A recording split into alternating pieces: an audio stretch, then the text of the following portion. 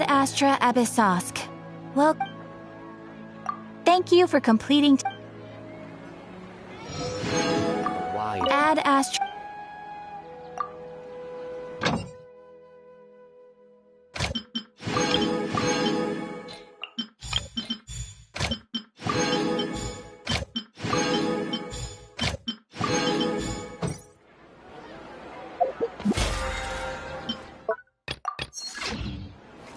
Being a freelancer. Folks just don't.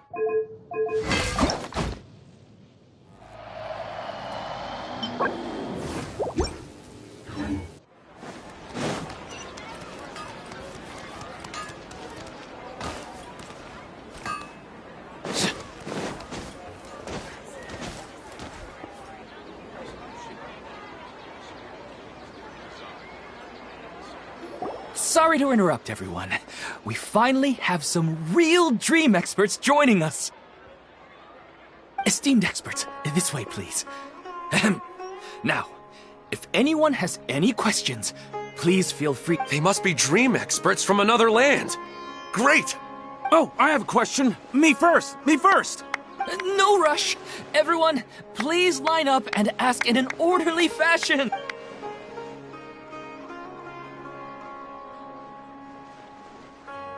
Whoa.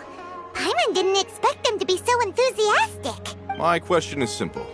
My everyday life is very difficult, so I would like to become a slime in my dreams. How can I do that? Oh, Paimon knows!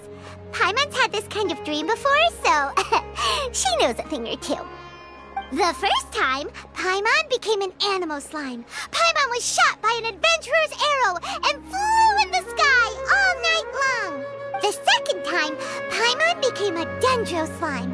A group of kids thought Paimon was a radish and pulled out all the third time, Paimon became... And the fourth time, but then the boar showed up with all... Wait, why did all of your dreams end so tragically? Because slimes are monsters, even though they look cute, they usually cause trouble and end up getting killed by adventurers. Things don't tend to end well for monsters. Believe Paimon. I suppose you're right. They are monsters, after all. I just want to experience a different life, but it seems that becoming a monster would be even worse than my current life. Maybe I'd be happier if I became just a regular finch. Or fish. Looks like being an expert is way easier than Paimon imagined. Next! Oh, it's my turn. Esteemed expert, I want to know what posture I should sleep in so I can have the same dream as the one I had last night. Well? Hey, you're supposed to be helping.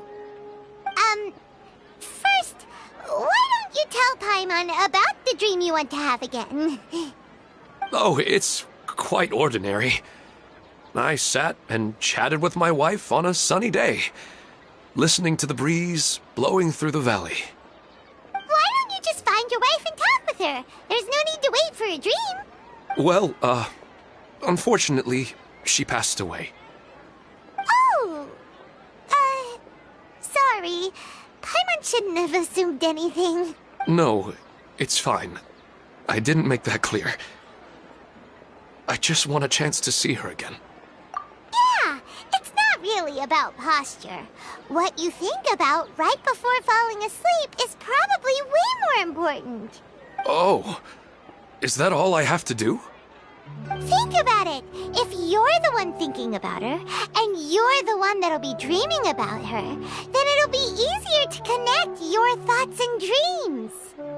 You do have a point. I'll give it a try tonight. Thanks for your wise advice. Oh, my turn. I want to know the name of the plant in my dream. I want to bring the souvenir box to my room into my dream. I dreamt of a raven flying over the wasteland last night. Does that have any kind of special meaning? Hey, no rush! One at a time!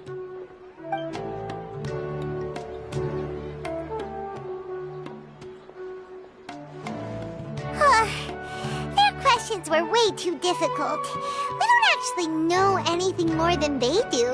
We're just more experienced dreamers, that's all. You do have a point. It's more rewarding to explore and contemplate the meaning of a question than to focus on the answer itself.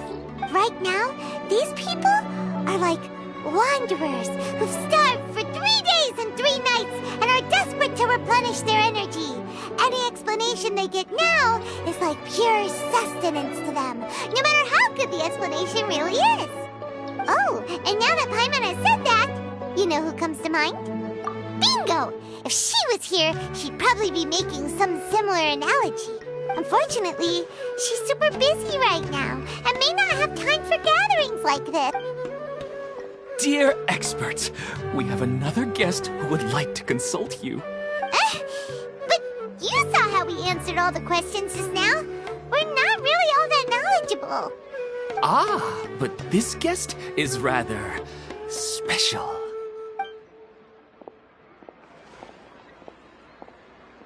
My question is, why didn't you immediately tell me about such an interesting place? Huh? Nahida, how did you get here? Interesting events like a moment of dreams don't happen every day after all. No matter how busy things are, I'd still set aside some time to check it out. Anyway, I really didn't expect to meet you here. Oh, right! If there's anyone that understands dreams, it's you! You should be able to help us answer all these questions.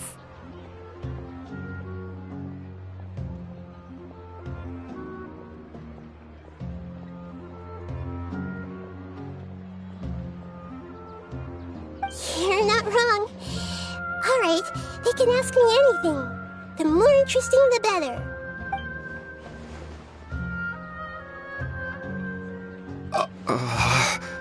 Huh? What's wrong? You were all so excited a minute ago. Why the sun? Even so, it's not like I look super intimidating or anything, right?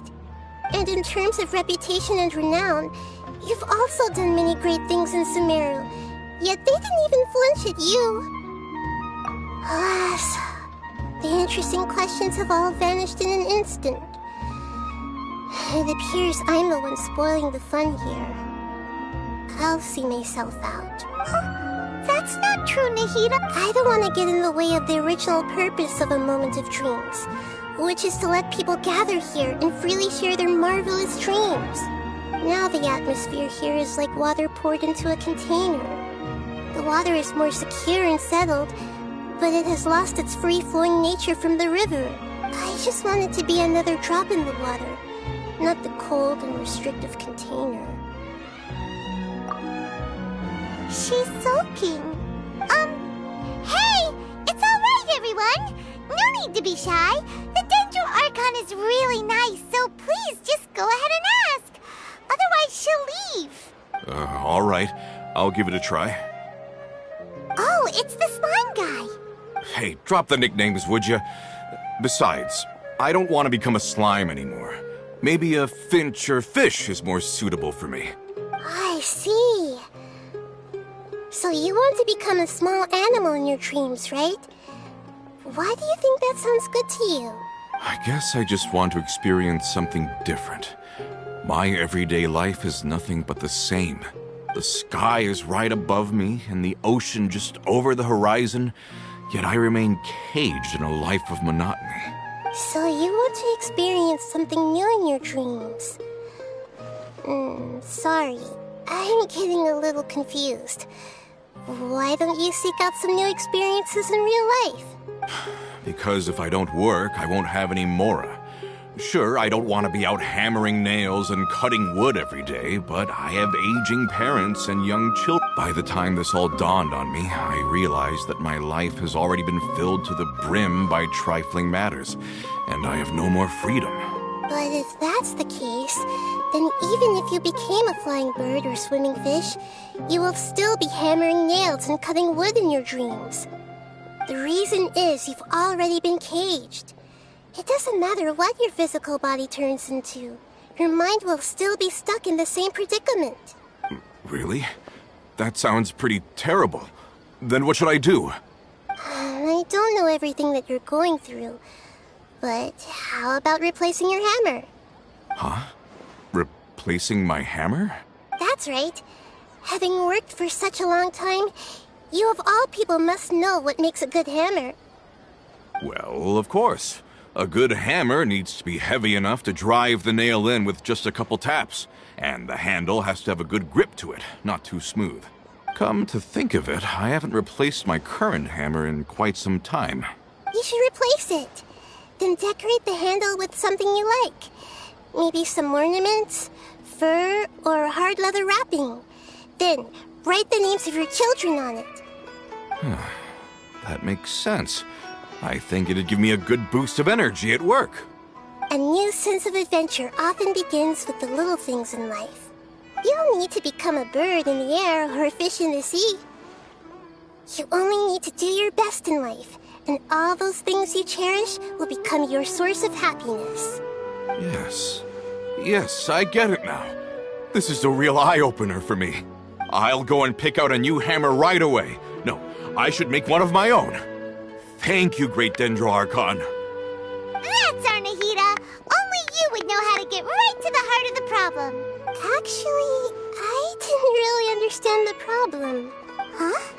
I gave him that advice because I once saw a worker doing the same thing. Whenever he became tired, he would look at some names on the handle of his tool. After a moment, he'd start to smile. It really surprised me at the time. My guess is that the names on the handle were of important people to him. After observation, I know this kind of behavior motivates people. But why is that? Is it because of excitement, anticipation, or helplessness? I really don't know. And even if I could know what's going through his mind, it's... Oh, Paimon gets what you mean. Huh. Paimon had no idea it takes you so much kinds of things. That's why I was a bit nervous just now. But luckily, seeing his happy face in the end reassured me that I didn't say anything wrong. Don't mind me, though. This is just my way of learning. Hey! Don't forget about Paimon! Everyone knows! Thanks, you too. That makes me feel a lot better. Let's move on to the next question, shall we? I already asked the experts my question earlier, but I wanted to hear the Dendro-Archon's response too. What should I do if I want to see my deceased wife in my dreams every night? Longing for the deceased. Even if you keep reliving those beautiful memories, it'll only highlight the emptiness in your real life. If your wife were still alive, she certainly wouldn't want to see you like this, would she? No, I suppose not. But our time together in my dreams is not just reliving our past together. I don't know. Maybe it's because I miss her too much. But it's really as if she had come back to life in my dreams. She even remembers each and every dream. After I wake up and then continue dreaming again later, we can pick up our conversation right where we last left off. That's really amazing. Statistically speaking, continuous dreams are extremely rare. It's almost as if my wife has obtained a second life in my dreams. But the more vivid she appears, the emptier I feel, and the more painful it is when I wake up. I don't know whether to call it a blessing or a curse. Maybe all of this is rooted in your deep longing for her. Were there any unresolved matters or regrets between the two of you? I don't know. I suppose my biggest regret is that I couldn't spend the rest of my life with her. I really felt like I was ready to move on. I wouldn't be so hesitant now if it weren't for these hyper-realistic dreams I've been having. Huh. You know, they say that whatever's on your mind is what goes into your dreams. But dreams are and will forever be just dreams. We are people living in the real world. It's not good to be overly obsessed with dreams. All it'll do is fill up your mind and eat away at your thoughts. Yes, I know. That's why I'm also a little disappointed in myself. I still need to take care of our child. And it's probably not good to let her see me in such a state. Anyway, thanks for your advice, Great Dendro Archon.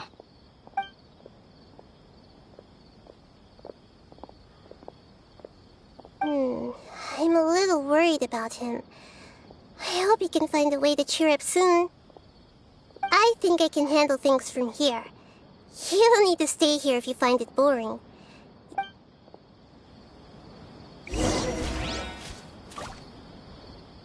Another recurring dream? Yeah, I'm starting to wonder if it's some kind of hint.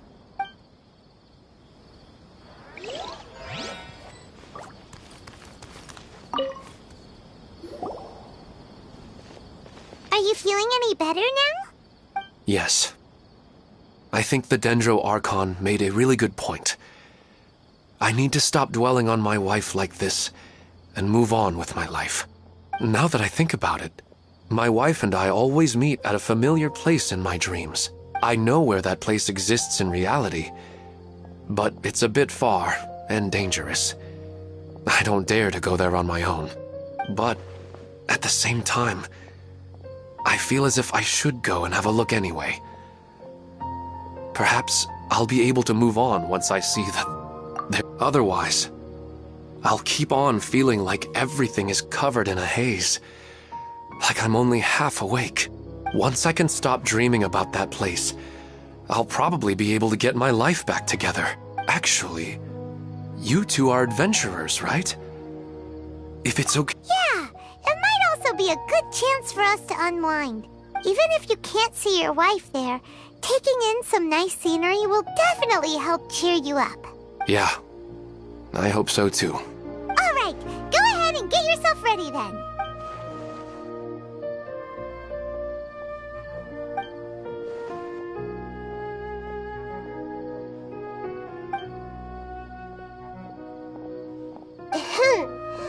Are you headed off to some interesting place without telling me again? Huh? Wait, aren't you supposed to be answering questions? I just finished, and I really got a lot out of it. So many interesting and novel thoughts. Anyway, it looks like you're going somewhere. Why don't you take me with you? Oh, there's no need to trouble you, Great Dendro Archon. I imagine you must have many other important things to deal with. No need to stand on ceremony. Besides, I wouldn't have asked to come along if I didn't have a good reason. I wanted to use this opportunity to discuss with you some things that are puzzling me right now. Huh. I didn't know the Great Dendro Archon could become puzzled too. I'm not all that different from you, you know. Alright, let's go. We can talk on the way.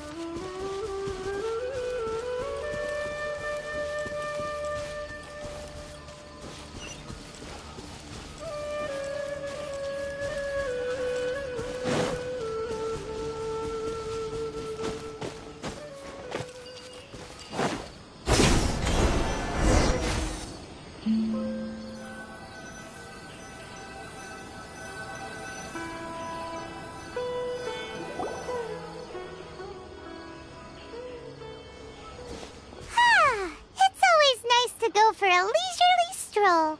Huh. Do adventurers often go to places like this?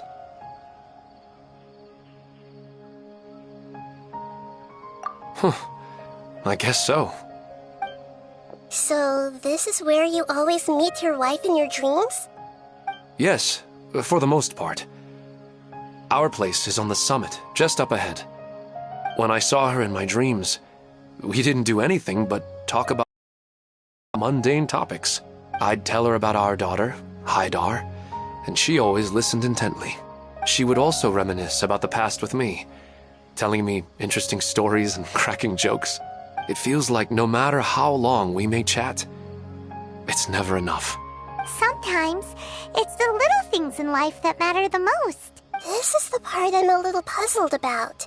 I'm very familiar with dreams, and normally, they lack logic and continuity. But you said she could remember what you had told her before, right? That's right. She always listened to me carefully in real life, and now, she's doing the same in my dreams. She always surprises me with some details from our lives in the real world. The fact that she can remember such things makes me feel like she's alive. Whoa, that's pretty weird. Well, dreams are kind of weird to begin with. However, the problem is that his dreams have too much structure and continuity. Most dreams are far more fragile than you can imagine. For example, a loud noise outside your window in the real world could cause your dream self to get loaded into and fired out of a big cannon. Another example. If you're thirsty in the real world, then you might find yourself trudging through a desert in your dream. But the appearance of your wife seems unusually stable and unaffected by any outside interference. Statistically, this should be extremely rare. I don't understand it either. But I have no reason to suspect or reject these dreams. They're too beautiful. But I still want to figure out the how and the why. These kind of dreams are novel to me as well. That's why I want to have a look at the scene your dreams have been taking place at. Let's go. Just think of it as a nice little hike to the top of the mountain.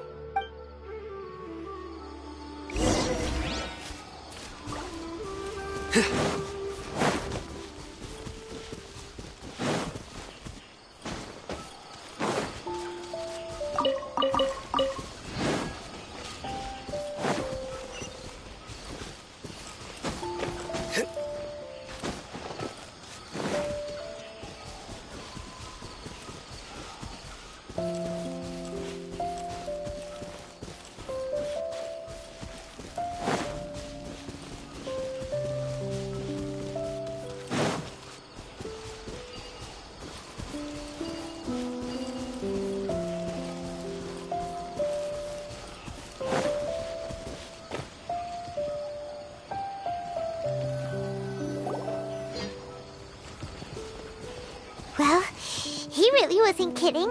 This place definitely... No matter. We'll just finish them quickly. Huh? Are you good? Of course. This is all part of our little trip.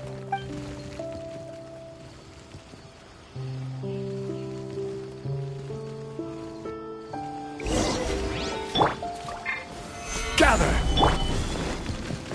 Witness the power of Gawa. Rain outlines your fate. Spring forth! Propagate!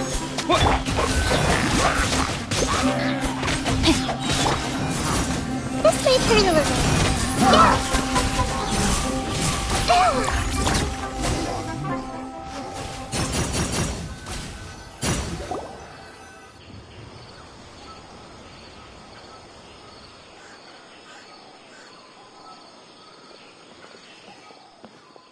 The scenery here is amazing! It also seems like a great spot for eating snacks and taking a nap. Paimon wouldn't mind spending some time here every day either. I've yet to see anything strange about this place. I do not plan to deny the power of longing. Such an intense but unquantifiable emotion could indeed have the power to organize dreams. His wife must be a really amazing person. Huh? Wait, where'd he go? Oh, so you are waiting for me here? Well, guess what? I've brought someone amazing with me today. When the Dendro Archon said she wanted to come with me, I could hardly believe it. I'll bring Haidar once I'm more familiar with the way here, she's been telling me that she really misses you. Huh? What's wrong with him? There's nobody there. Wait, Minar. Don't go that way. It's dangerous. Uh-oh, he's gonna fall! Catch him!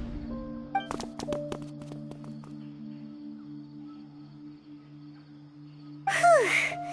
Luckily he didn't fall.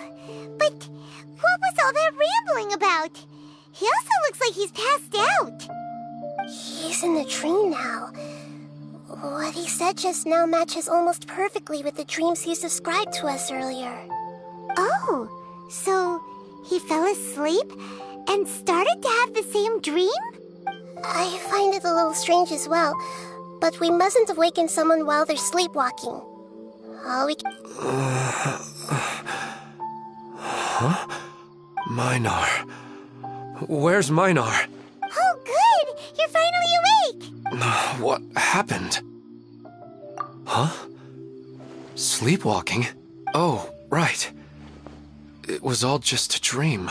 The moment I reached the summit, I saw my wife, Minar, sitting there, and walked over to her. After I introduced her to you, she seemed a little flustered and started walking away. I told her to stop because of the cliff, and then she seemed to suddenly disappear. A strong wind started to blow around me and the sky grew dark. When I realized something wasn't right, I woke up. That sounds pretty wild. Maybe you were just too tired. I don't think so.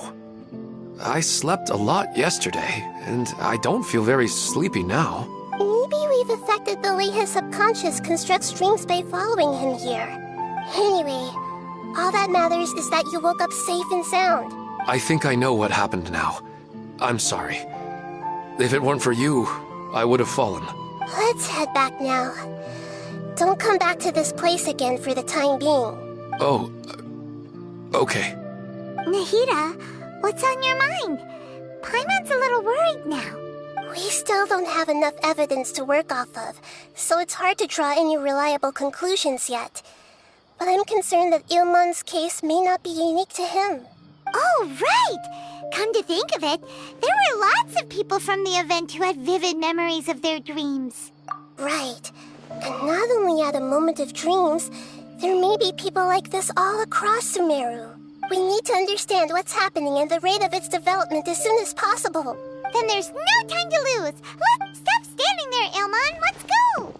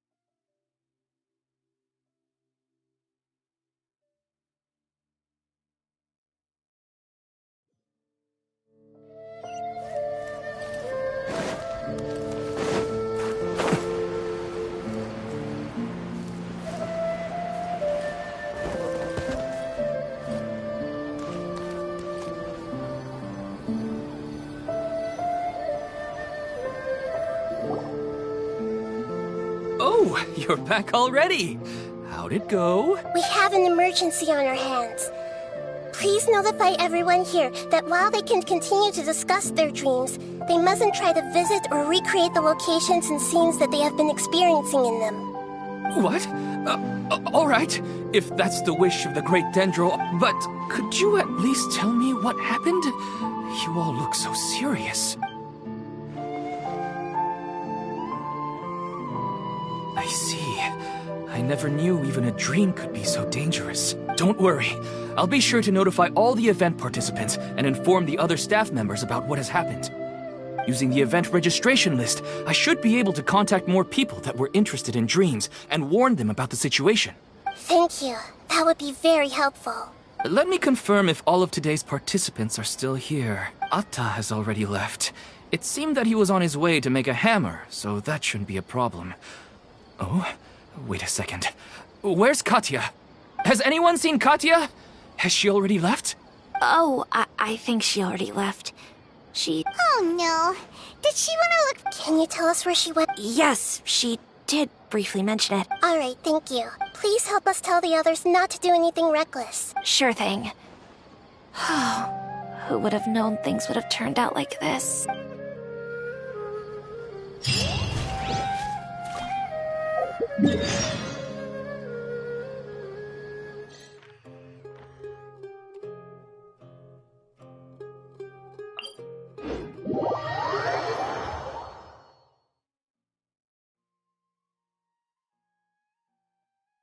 Luck can swing the results of a single game, but it's bound to run out sooner or later.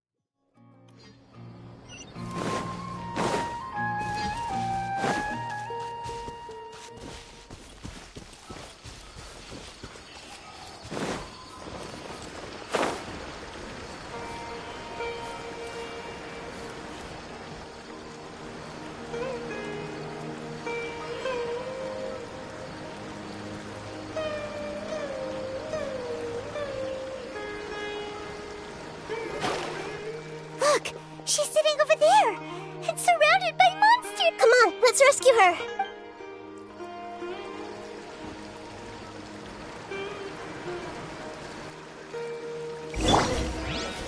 Stabilize! I see everything! Scatter! Rain cutter! Huh? Rain outlines your fate. Hey! Futile!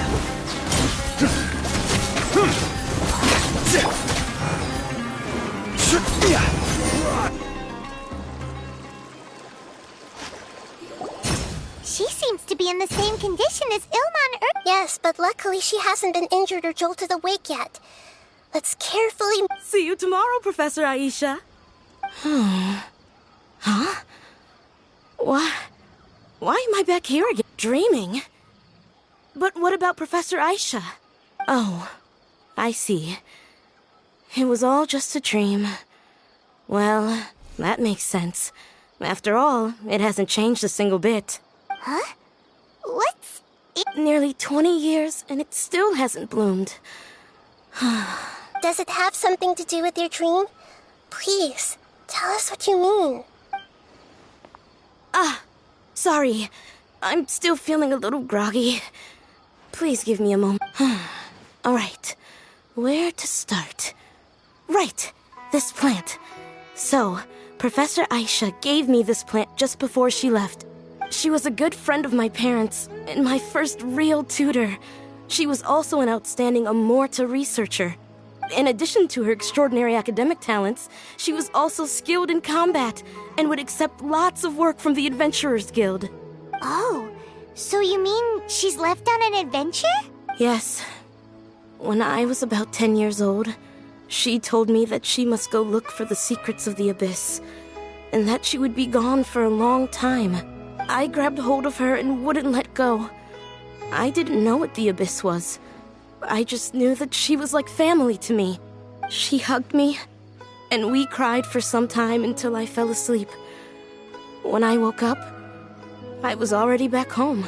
She still decided to leave, but had left behind a letter for me saying that I was the person she cared for most in this world. She claimed that investigating the Abyss could help more ordinary people protect the people and things they care about. She had obtained some important evidence during her past adventures. If she didn't set off right away, she might miss the perfect opportunity. Guess Ad Astra Abyssosque isn't just a slogan.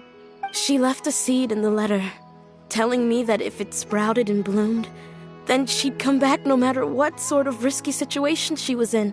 She said she looked forward to seeing me all grown up. But strangely, I've tried watering it, feeding it, everything I could think of. But I've never been able to get it to bloom. I even went to ask the Amorta researchers, and they couldn't explain it either. May I have a look at the plant? Of course.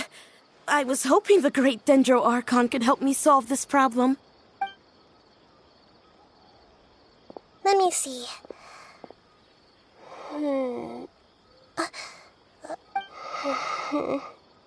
Huh? We've never seen that look on Nahida's face before.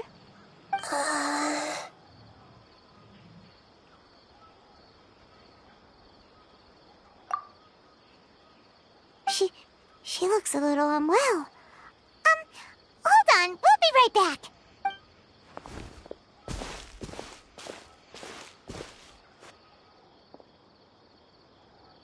What's wrong, Nahida? You can't tell what's wrong with the plant either? No, I immediately understood what's happening with that plant. I'm just not sure if I should say it. This plant is not known to the academic world. It's a new species that our teacher managed to cultivate by some special means. Judging by its features, I can tell from the moment it sprouted it'll never be able to bloom. It can't be. It means that this Professor Aisha she keeps mentioning might have foreseen the danger and was prepared to never return. From my experience observing people, she would undoubtedly regard this as a brutal revelation. When forced to confront such brutal truths, people may break down into tears, talk nonsense, or lose their tempers. I know she has to face the truth, but at the same time, I don't want to hurt her. Tell me, what should I do? Yeah, that's a tricky one. Seems like you've already got a good idea of the feelings she might experience. But wouldn't that mean I'm just pushing it all on you?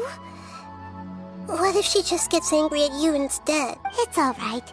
There are all kinds of people, and the examples you observed are just the most extreme cases. Okay. Thank you.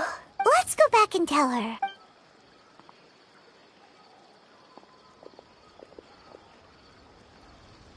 Huh? It'll never bloom? But how's that possible? If a plant is unable to bloom, doesn't that mean it can't reproduce either? All that's left for it to do is slowly wither away.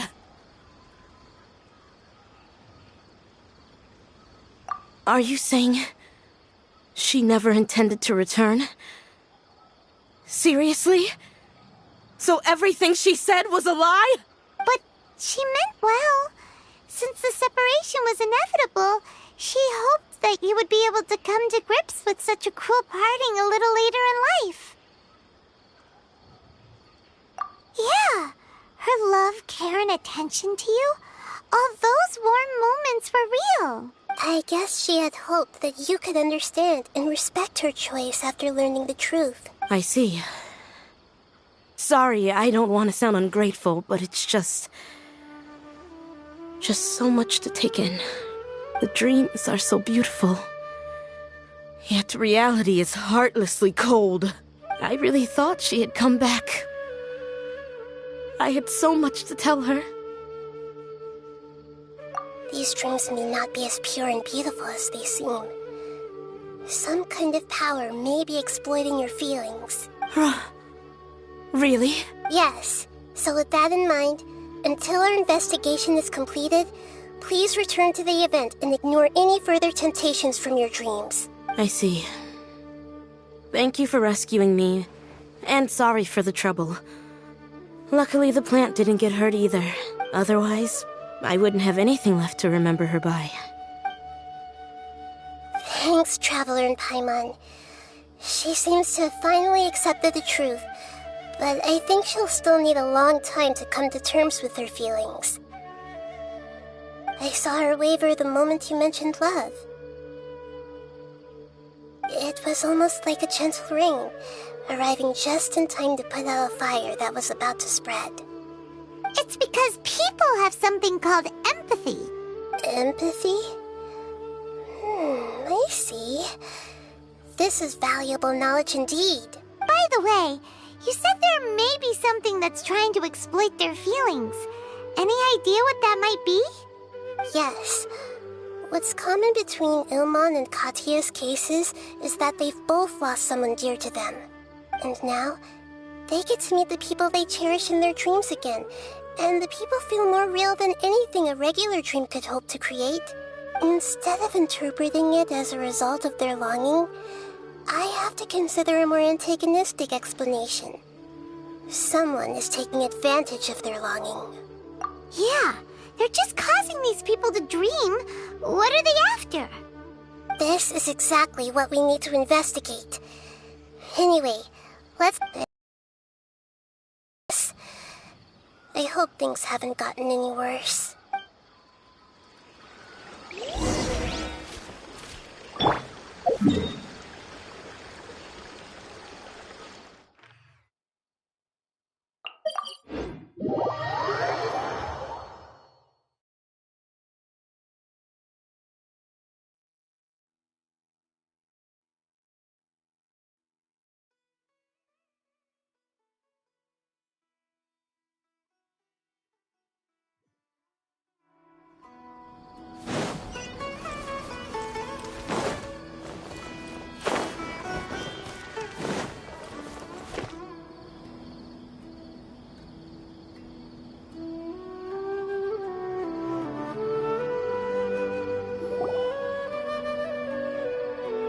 We're back.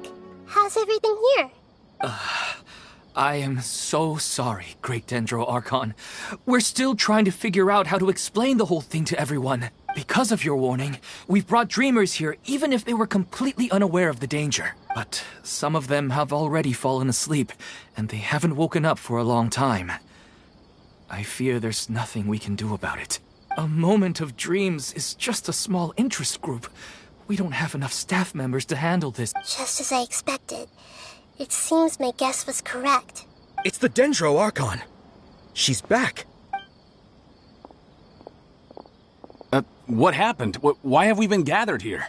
Many of you here have been experiencing some beautiful dreams. But I'm sorry to tell you that based on our investigation, there's some kind of conspiracy behind them.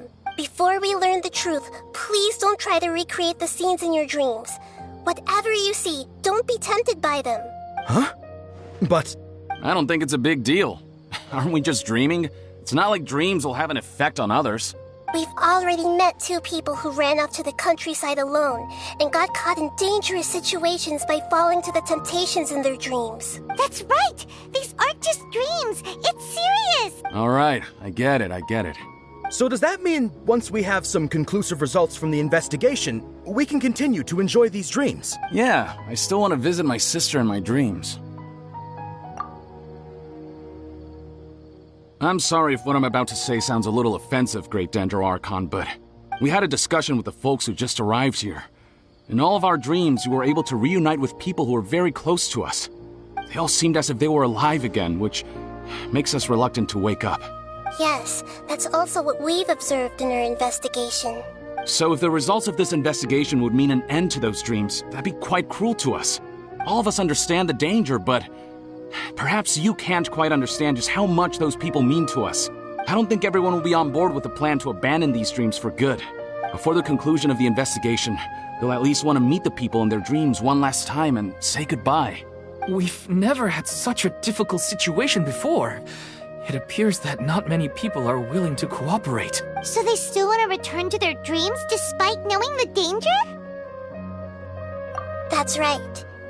Compared with these sweet and beautiful dreams, our warnings of danger are dull and emotionless. It looks like the situation will inevitably spiral out of control. The more time we waste, the more people will ignore our warnings and return to their alluring dreams. So, what should we do? Seems we have to go into a dream and find out the truth for ourselves. Pedrush, is there anyone here who's experiencing a marvelous dream right now? Let me think. Yes, this way. Good. Please take us there. This lady refused to heed our warnings and fell asleep here a little earlier.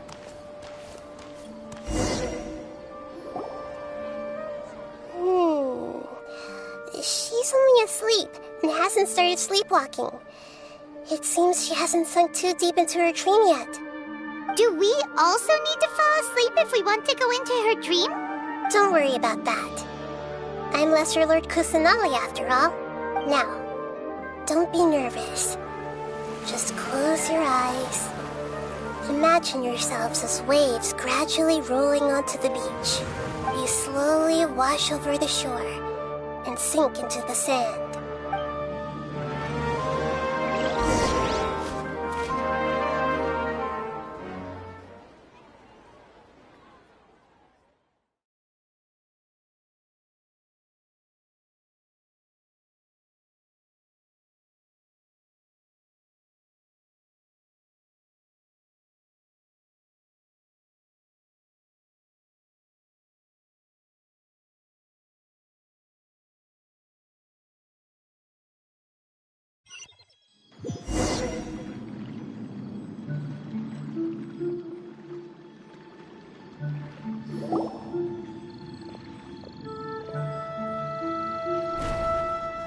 What's wrong, Traveler? You look a little disoriented. Really? Paimon didn't notice anything. Anyway, seems like we've made it into the dream. I thought we would arrive at some familiar scene, but we seem to have landed in a complete... Whoa. Theoretically, we should have gone straight into Debbie's dream. Anyway, let's...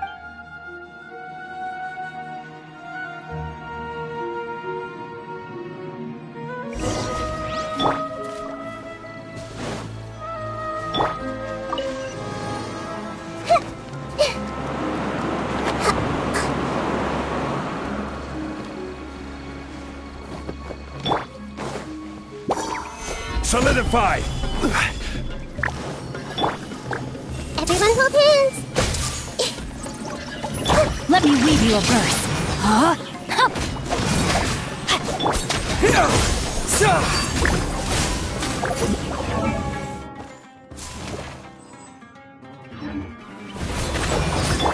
Nowhere to run!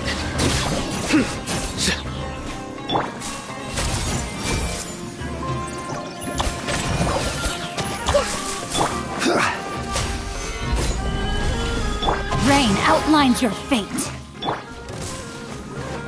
Propagate! I see everything!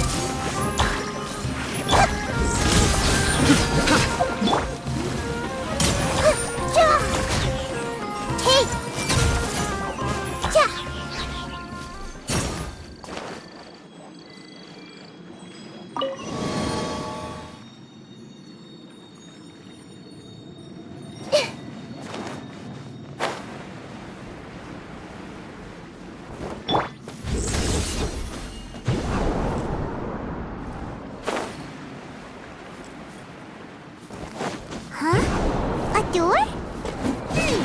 Wonder where it could lead. Well, it's not like we have any other way to go now.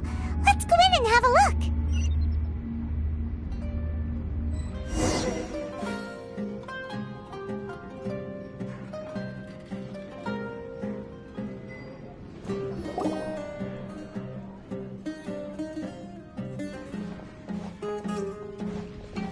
Hey, this place looks familiar. Isn't it Puspa Cafe? Oh, Paimon sees Debbie! She's right over there! Looks like we've come to the right place. These alluring dreams often portray a scene from real life, which concurs with our previous finding. Really? But what about that space we were in just now? You can't mean... this is another collective dream? Yes. Given that so many people have been experiencing these beautiful dreams, I would say it's very likely that they're interconnected. Compared to an interconnected dream, independent individual dreams would be much harder to manage and manipulate. Ah, Paimon gets it now. Oh, but there are some other people next to her. Are they dreaming too? If this space is exclusive to Debbie's dream, then the others beside her are most likely the people she cherishes. Anyway, we should confirm that for... Huh. How do we do that? Just leave it to me.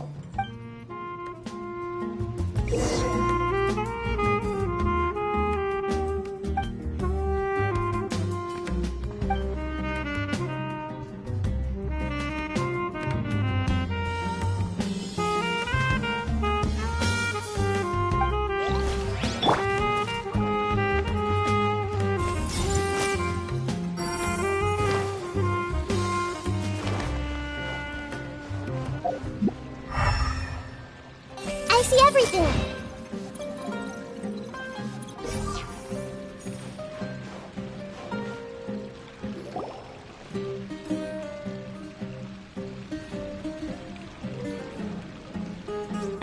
The coffee here still tastes the same as ever. You two have traveled all around Tibet. Surely you've all tasted better coffee than this. I suppose so, but no matter how good things may be elsewhere, nothing beats the taste of home. That's right. It's hard to change your tastes. Anyway, here's to your return home. Welcome back, everyone. Hey!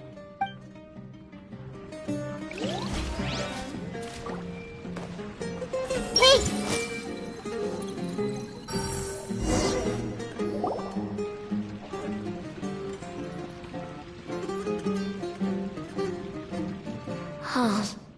How could they be? Well, I guess it doesn't matter. Huh? She sounds a little hesitant. I've confirmed that this dream belongs only to Debbie, because I'm unable to hear the thoughts of the other two people with her. So, this is the power of the Dendro Archon? Paimon had better watch her thoughts from now on. Don't worry. I don't often use my powers like this. It's rather impolite. Alright, I need to get myself ready. It won't be easy to break it to her, but there's no avoiding it now. The Great Dendro Archon! What brings you here? I'm sorry to interrupt your celebration, but have you noticed that what's happening here doesn't quite match up with your memories? I don't quite understand. Great Dendro Archon. I get it. The Dendro Archon is trying to say that it's a once-in-a-lifetime opportunity that we're able to gather here. Hey, how about a cup of coffee for all of you? My treat. We just returned from a fruitful adventure. Memories. A once-in-a-lifetime opportunity? Think carefully. You of all people should know what really happened to them. Are you sure that meeting here and chatting the day away like this isn't just a product of your own wishful thinking? Yes. The reports from the Steambird were true. The ship they were on struck a reef and sank. And I never heard from Basima and Gaspar again. Hey, come on now. What are you talking about, Debbie? Yeah, trust your memories. Nothing you see here is real. I get it now. This is a dream, isn't it? But since it's my dream, it doesn't matter if this is real or not. I enjoy these friends mean the world to me. Nobody else can understand me like they do. There's nothing wrong with continuing this dream. Is there? I'm worried that if you were to continue dreaming like this, the lines between dreams and reality will gradually become too blurred for you. These dreams will always give you what you want, while reality remains full of pain and difficult situations. If you're not careful, you can get hurt. Don't worry. I still have control. I won't let it go that far. Are you sure? Hey, how about we put all this troublesome stuff aside and get back to our coffee and snacks, hmm? Whether it's just a dream or real life, you should be happy. You can't just brush off something like this. We don't even know how you people got here or where you even came from. Sorry. Paimon didn't mean to upset anyone. No, it's alright. I understand that you're just trying to look out for me. It seems that for now, this place is still relatively harmless for you. But I wonder if there's any way to go deeper into the dream. Huh. Now that you mention it, I once heard a strange voice tell me that there's an entrance here. I'm not interested in checking it out at the moment, but maybe I'll go in and have a look later. Okay. Thanks for just as I expected. We're only on the surface of this dream. Let's go.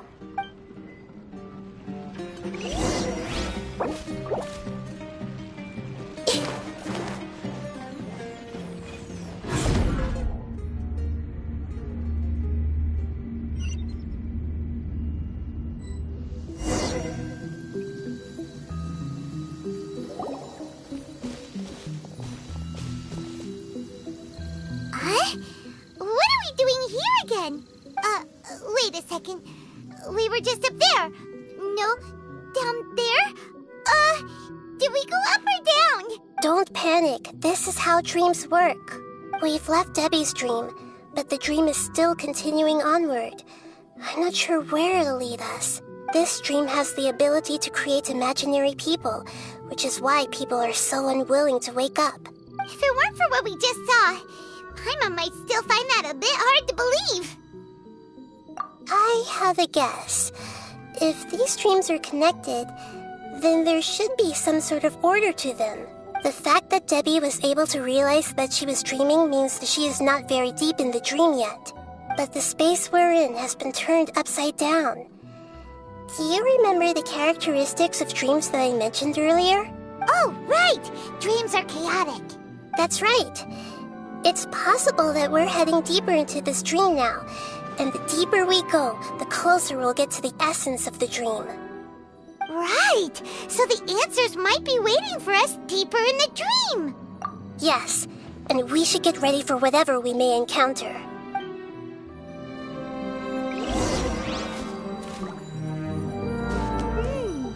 It looks like we may need to put something inside there.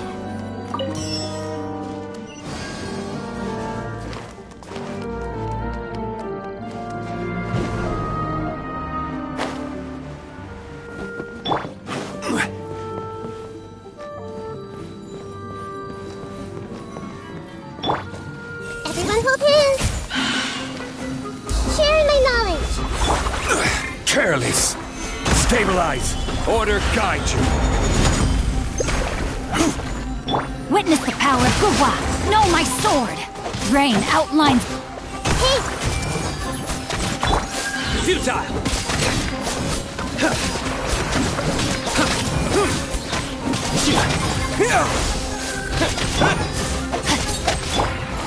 Everyone hold hands!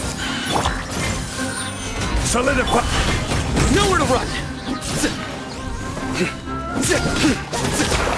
Scatter!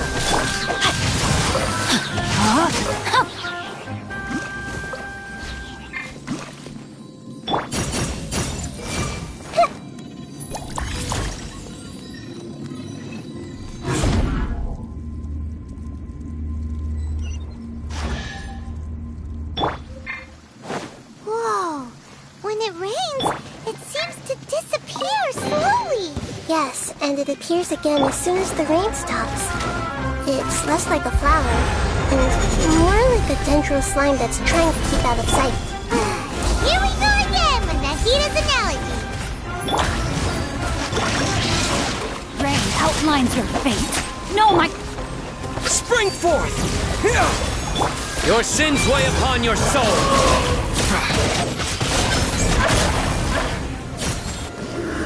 Guilty!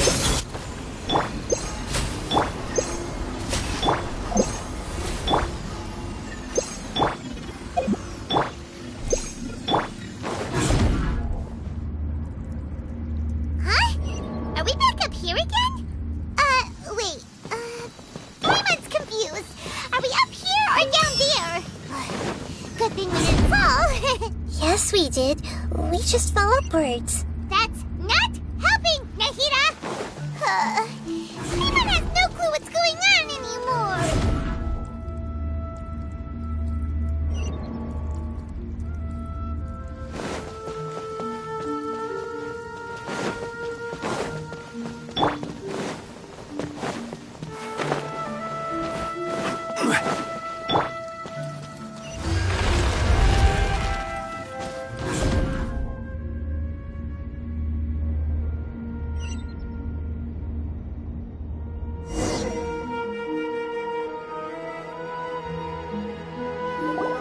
Wait, weren't we already here a little earlier?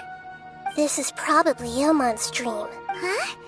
Why would he start dreaming again? Yes, but it seems that the danger isn't enough to stop him from longing for his wife. Based on what we've learned so far, he must be sleeping more deeply for his dreams to appear here. But fortunately, he already knows us from before, so hopefully we'll be able to wait.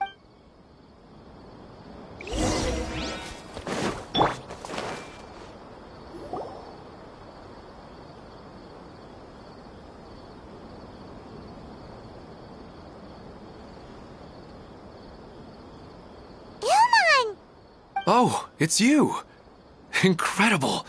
I didn't know you would appear in my dream, too. Did you say dream? Wait, so you know this is a dream? Of course. Such good things rarely happen to me in real life these days. Here, let me introduce everyone. This is Minar, my wife who I mentioned before. And this is our daughter, Hydar. Hello. It's a great honor to meet the Dendro Archon. Whoa, Dad! You know the Dendro Archon? That's amazing! And what's this? Is it a new toy? No, it's Paimon, not a toy! Anyway, now's not the time for that! Nahida, this doesn't seem to add up with what we were expecting.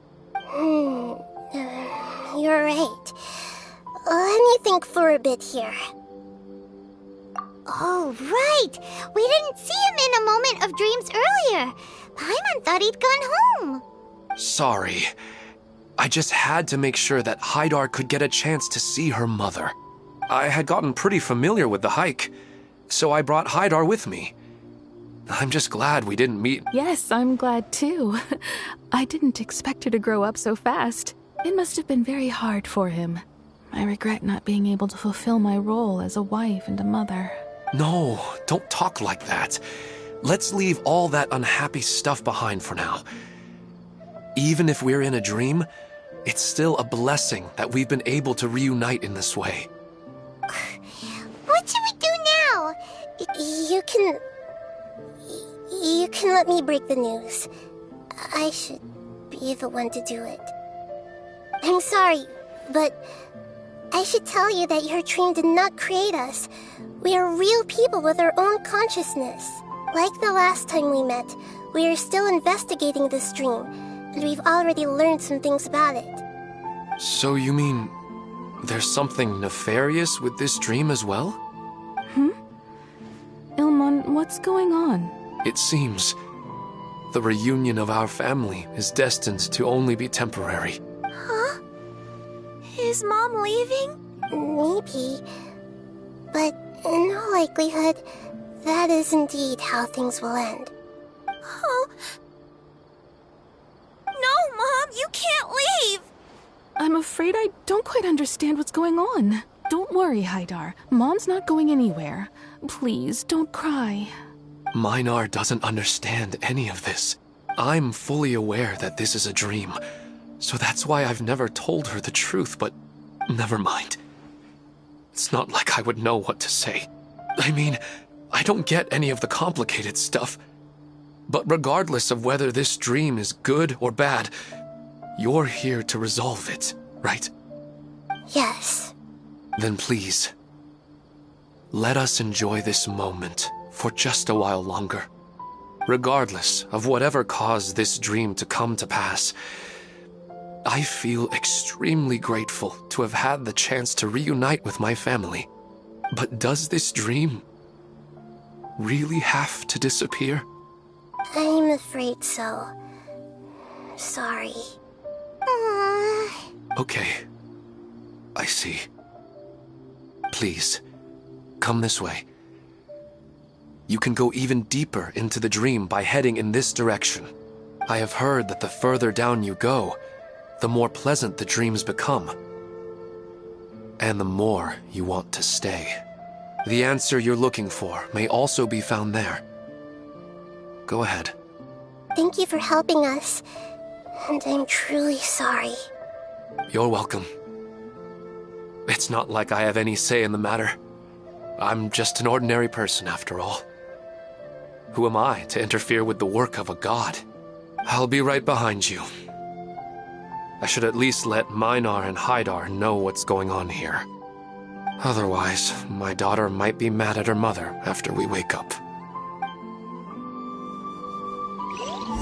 We're not doing something bad, are we, Nahida? That depends on how you define good and bad. You go right on ahead. Cheer up, Dad. And Mommy, too. Thank you, Hydar. My baby.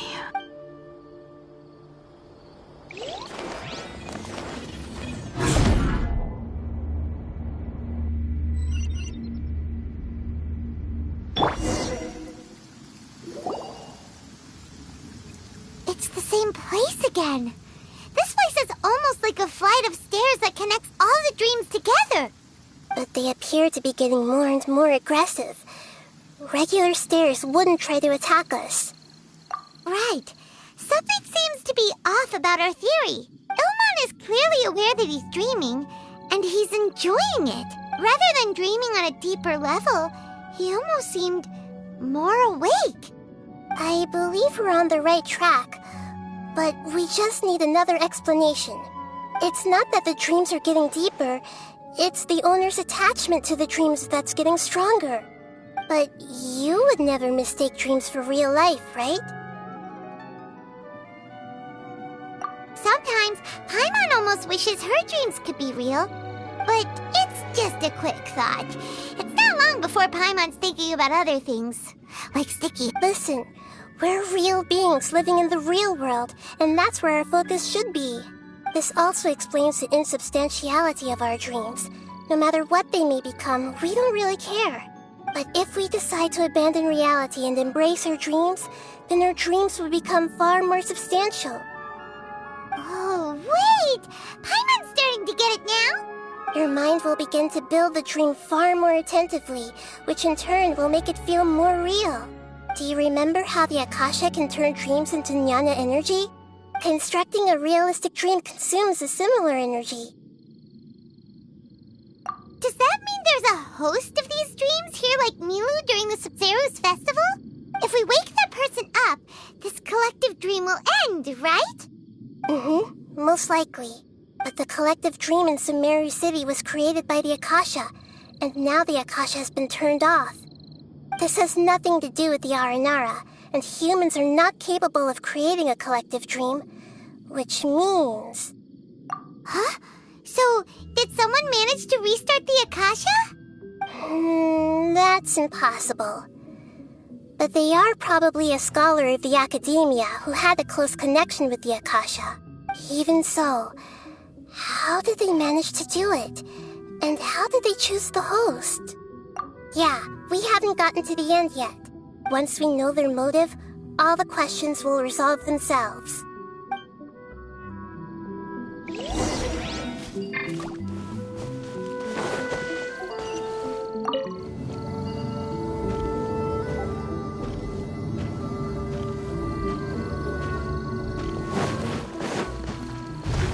Gather! Hey! Rain Cutter! Huh?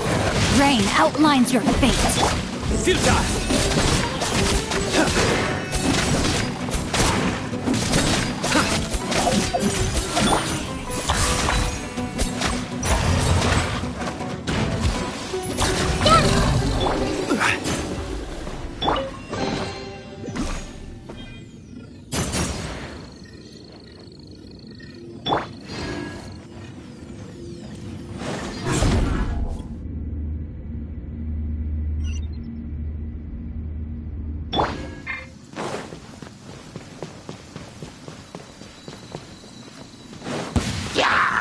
Stabilize! This is order! No, my sword! Witness the power of Guhua! Rain outline... Share my knowledge!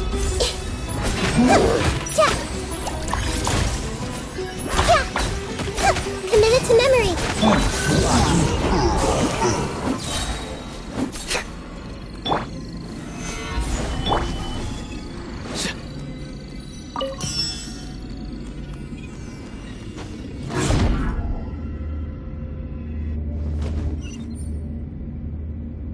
All the water that used to be here has turned into rain! Then let's get through here before the water level rises.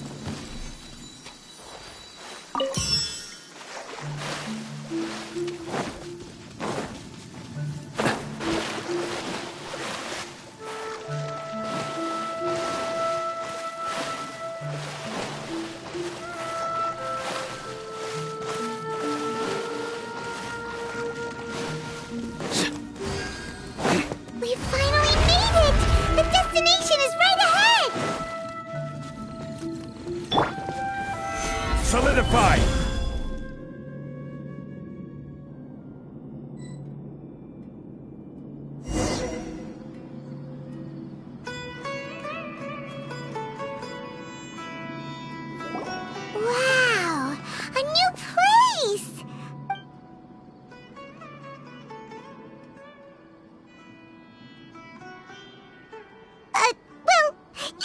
new to Paimon in this dream.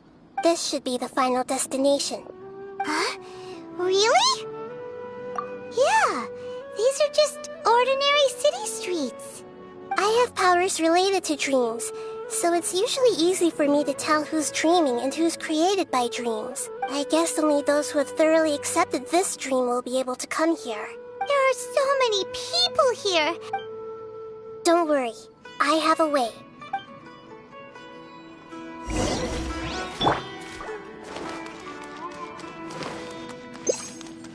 Everyone hold hands!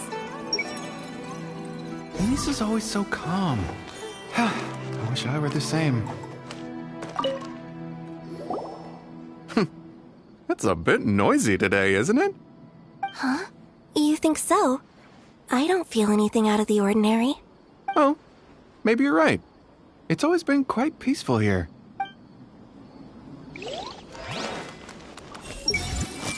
Shadia has such good taste. I can never go wrong with her opinion. No, it doesn't seem to be her.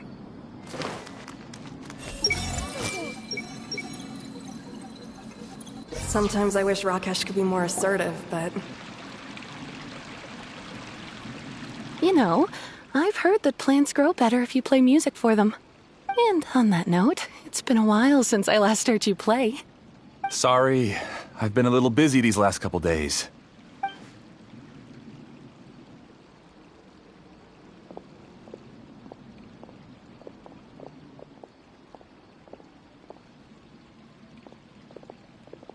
Oh, the Dendro Archon.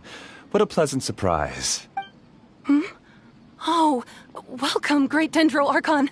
And your companions, too. Welcome. I'm Amira. I run the flower shop here. And this is my husband, Moses. Yes, how may we help you? You already know all about me. There's no need for all the pleasantries. Perhaps I should call you the dream's owner? As expected of the Dendro Archon. I'm sorry, Amira. It seems my research has attracted the Dendro Archon's attention. Why don't you go back to the flower shop? I'll come help you a little later. Okay, of course, dear. I'll see you later.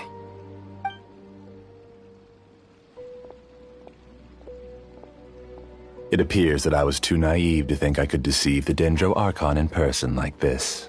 To avoid looking like too much of a fool, allow me to ask the first question. How well would you say you understand this dream? This dream was built by the Akasha, and it has the power to create imaginary people who no longer exist in the real world. As for you, you found a unique way to become the owner of this dream, going so far as to have even given up the ability to wake up again. Given up the ability to wake up? Impressive! You truly are the embodiment of wisdom. Please, tell me how you were able to arrive at such a conclusion. In return, I'll answer the question you're most curious about. It's simple. Apart from you, this space only consists of real people who are dreaming and imaginary people who are created here. Although you are here and appear no different from the others, I can't sense your dream. How can I wake up a person who's already awake? Fascinating. Since you're the fully awake owner of this dream, it can never collapse from you waking up. Theoretically, this should also give you absolute control over this place. I have to admit, it really doesn't get much better than that. But even knowing all of that, one question remains. How did you do it? Isn't the answer right in front of you, Great Dendro Archon? It's because I've dedicated my entire reality to this dream. I uploaded my entire consciousness into the Akasha when it was still running. Actually, this all started because of an accident. My original goal was not about the Akasha or a collective dream. No. You were motivated above all to create a hyper-realistic person. The desire to reconnect with a real loved one is the one shared sentiment between all our dreamers. That's right. However, human models are too complicated. Only the Akasha has a jnana energy supply powerful enough for me to generate and sustain my models. The Akasha is truly magnificent. if I siphoned a minuscule amount of its energy, nobody would even notice. And even this minuscule amount of energy was already more than enough for my purposes. Even using just crude methods, I was still able to train a fairly realistic person. I named my first work Amira. Huh? You mean the girl we just saw? She and I entered the academia on the same day. Starting with admission procedures, we bumped into each other 6 times on just that first day. And because of that one day, we eventually went on to fall in love. We studied, conducted research, and made breakthroughs together. Our rhythm was always in step. I felt like we were 2 separate bodies that shared the same heart. However, Elazar later took her from me. Yes, I need more training samples to perfect Amira's personality. I found their details in the Akasha's database. Using the pretext of testing for mental health disorders, I implanted signaling devices in their bodies. This way I could connect them to a network, and Amira could feel their yearning. Little by little, they helped her to grow and develop a warm, human personality. To improve my efficiency and allow myself to focus on nothing but my research, I uploaded my consciousness as well, and became a part of the network. So, technically speaking, it's not that you won't wake up, it's that you can't wake up. Yes, because the Akasha was suddenly turned off, I lost all of my jnana energy. I became imprisoned in the very network I had constructed. At first, I panicked. But, after coming to grips with the situation, I realized that I could restart this world as long as I could find a replacement source of jnana energy. That means everyone in the network is providing you with jnana energy! That's all there really is to it. I don't think I'm doing anything wrong. I'm just saving them as well as myself. I provide a beautiful dream, and in return, I harvest their jnana energy as fuel for the dream. They can wake up any time they wish. People need to sleep anyway, so why not have some beautiful dreams while they rest? I agree. This is the home we spent a great deal of effort on to build for ourselves. Yeah, she's right. We're staying here of our own free will. I don't understand this at all, but I just want to spend some more time with my family. Thank you, dear. Great Dendro Archon, I hope you can understand. You don't need to gather around here. It's all right. The Great Dendro Archon is nothing if not kind and considerate toward— Uh-oh, now he's playing dirty!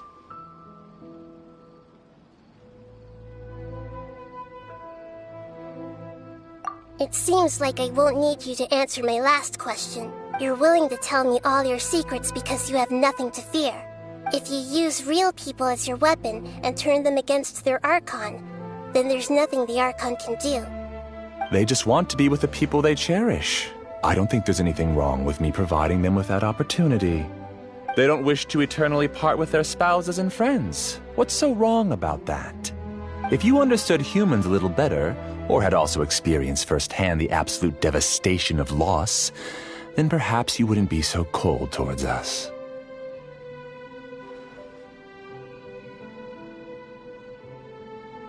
If you had used your talents and determination for a just cause, you could have become a sage of the new generation. Unfortunately, you've committed one of the 6 cardinal sins of the Academia by attempting the forbidden and fearing none. You equated people's feelings with cold jnana energy and deprived them of the pain that they have to face. You lured them into these dreams and even now remain completely unaware of how evil all of this truly is. Pain? Luring? Those kinds of things haven't existed here from the moment this world was created. She's right here. This is Ilmon's child, Haidar. Huh? My daughter? What's wrong with her? This dream relies on a set network, which means that only those with devices planted in their bodies can enter this world. Carefully think back and retrace your steps. I secretly went back to the mountainside with Haidar. Minar was already there waiting for me, and Haidar was able to see her mother. You mean... she isn't actually the real Haidar?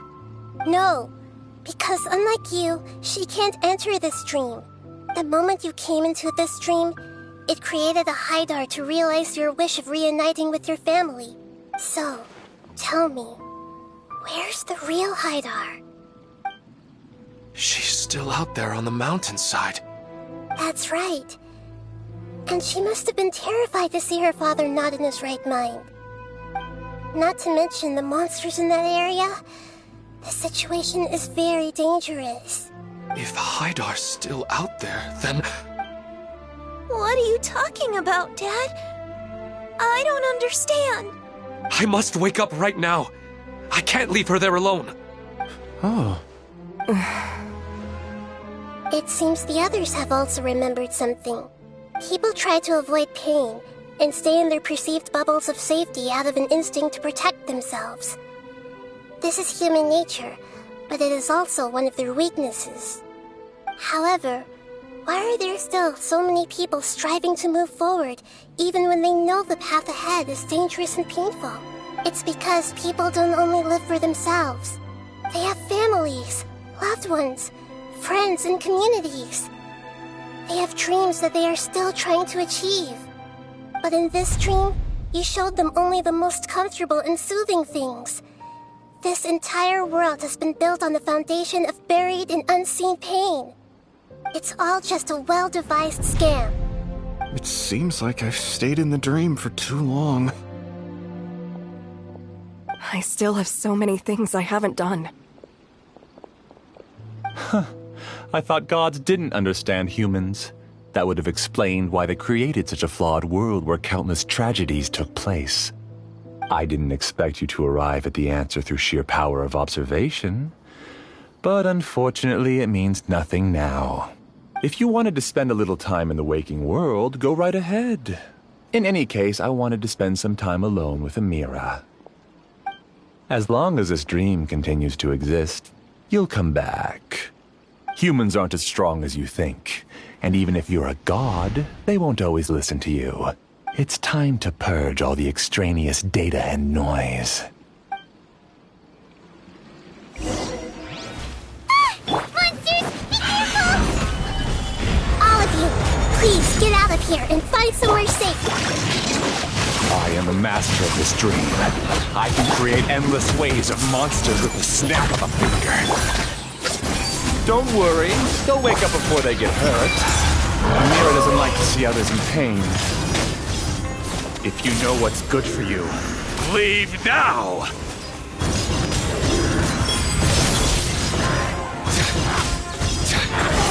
Your penance is due!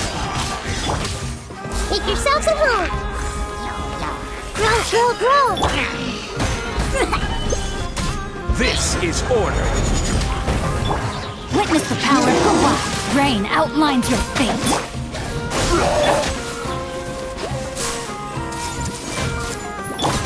Surrender!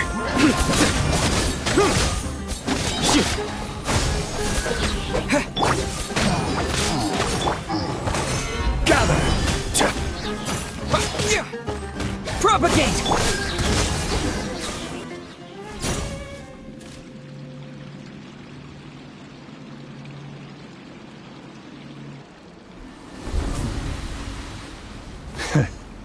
You haven't won just yet.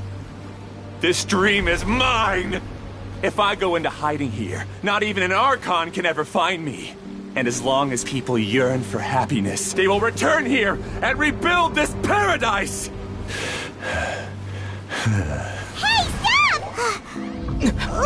What's that? This dream is spiraling out of control and is collapsing now!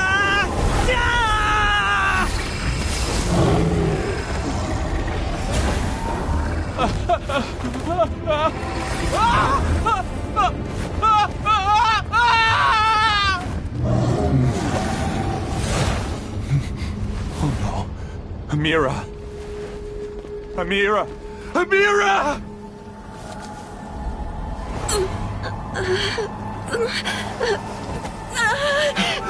Amira, are you alright? I don't feel well. No, no, no! Please, no!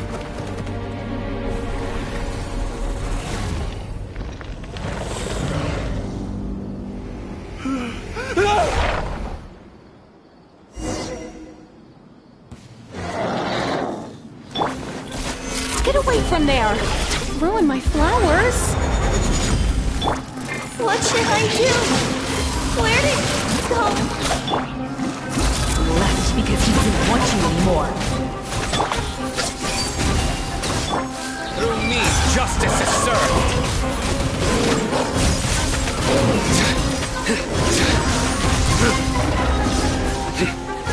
Who am I? I'm... Amira. Glad that's over. But what happened just now? He's not very proficient in using the Akasha's technology, and he spent a lot of Jnana energy creating monsters. Now the system is out of control. All the people he created also turned into monsters, including Amira. It's terrible, even for a dream. Even Paimon's freaked out. The good news is that the chaos seems to have subsided. Now we only need to wake up the people here and let... Amira. My dear Amira. They're all gone. It was just a big dream after all. I couldn't change my fate. And my knowledge turned out to be useless.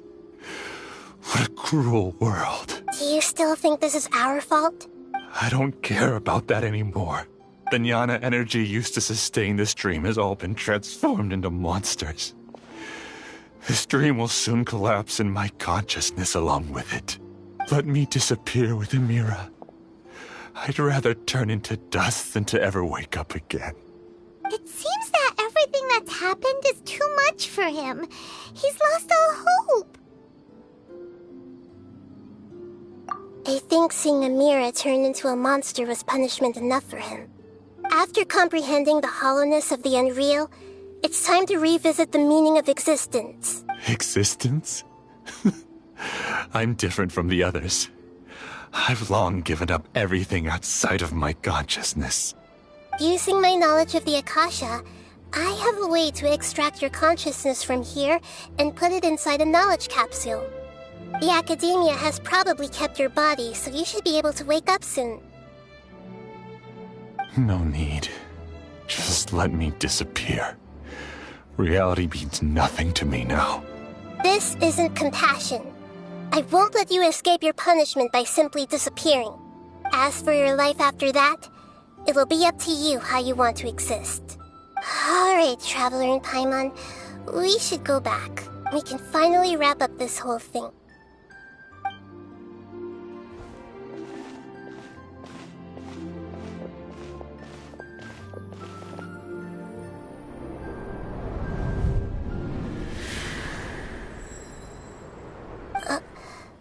Uh-huh. What's wrong, Nahida? Oh, nothing. Let's tell the people here to gather at a moment of dreams after they wake up.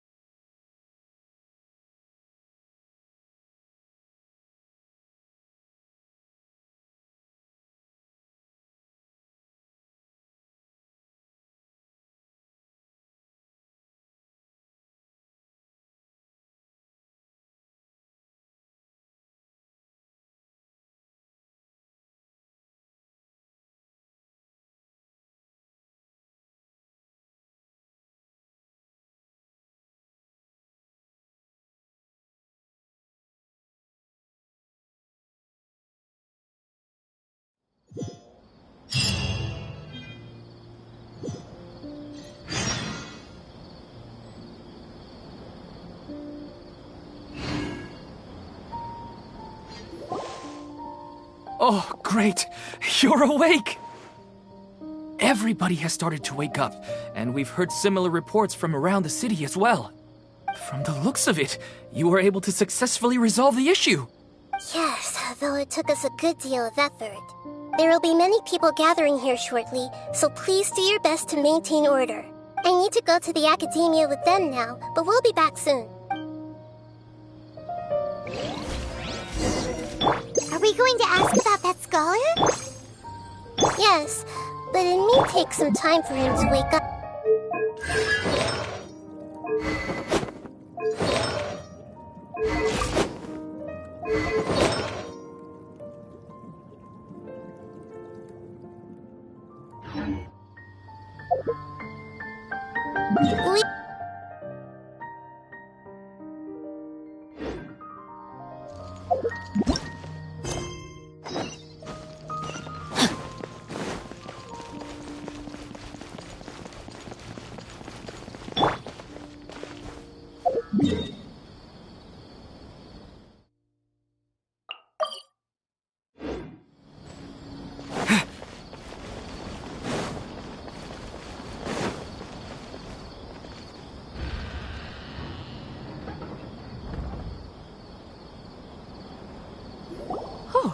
It's the great Dendro Archon.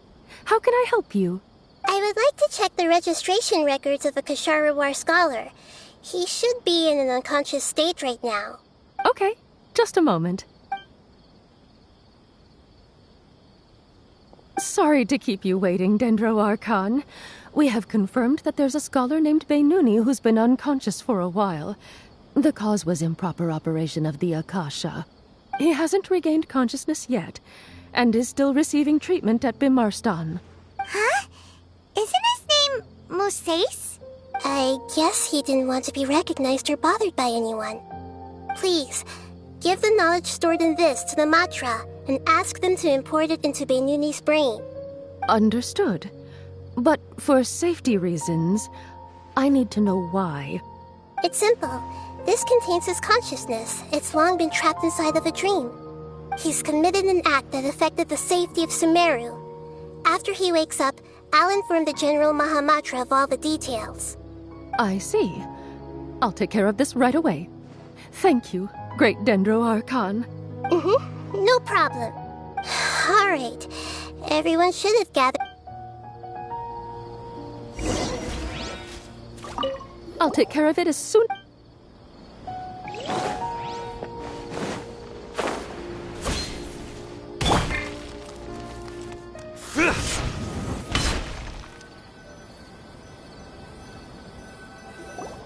Let's be quiet and just listen in. I wonder what she's going to say. Hello, all of you who have just woken up. I'm sorry for interrupting your beautiful dreams. I may have acted a little cold when handling things in the dream. I sincerely apologize for that. Dreams have amazing power. They inspire us to remain resolute in the face of adversity and help those with aspirations achieve their desires. But dreams also have the potential to exploit people, confuse the senses, and distort the truth. Unfortunately, you were all chosen as prey for an elaborate scheme. As I've said before, I am still learning and cannot fully empathize with the pain of all the loss you've experienced. But just take a good look around you, and you'll see many other people who have had similar experiences. You should be proud that you've been able to gather here and look toward the future together. The path of life is long, and it's hard for us to see the destination. This leads us to ask a lot of difficult questions. What's the meaning of life? What's the purpose of my existence? Why do I keep experiencing pain and loss? Of course, the most comfortable choice is to stop progressing. Give up thinking, and just keep repeating whatever you're already familiar with. Whenever you have such thoughts, just look at the people and things around you. Some people work hard all day so that their families can have a hot meal on the table at night. Some people travel all over the world in order to create art that resonates with all of Teyvat. Some venture in search of the world's secrets to prevent rapidly approaching, yet still unknown, world-shattering catastrophes. Life is not just about yourself. Each and every one of your actions shapes you and the world around you. Look, friends and family will remember what you've done, and even some people you've never met may benefit from your actions. Therefore, many people will strive forward to forge new paths, even if they have to endure great pain to do so. Once you begin your journey on that same difficult yet rewarding path, you'll come to know the answers to those big existential questions, yet they will no longer feel as life-defining as they did before.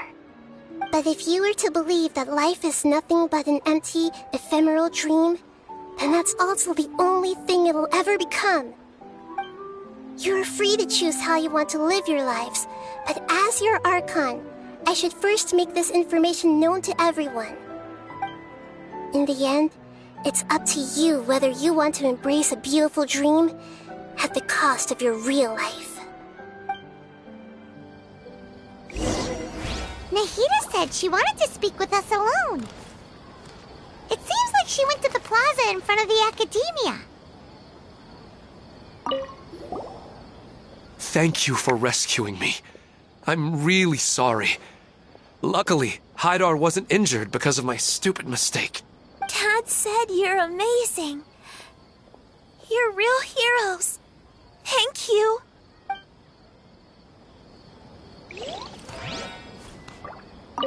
I'm still a little dizzy from sleeping so long. Just give me...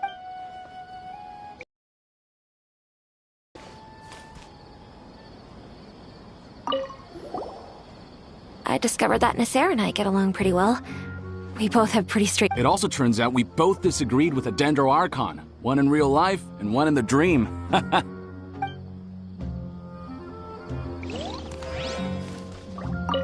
Since we were neighbors in the dream, how about we rent a place together? Sounds good. I can't afford a house on my own anyway, but... I'm getting ready to go on an adventure, and I'm taking this plant with me. I shouldn't just sit here waiting for her to come back. Professor Aisha was so determined. Thank you. May we meet again in the future.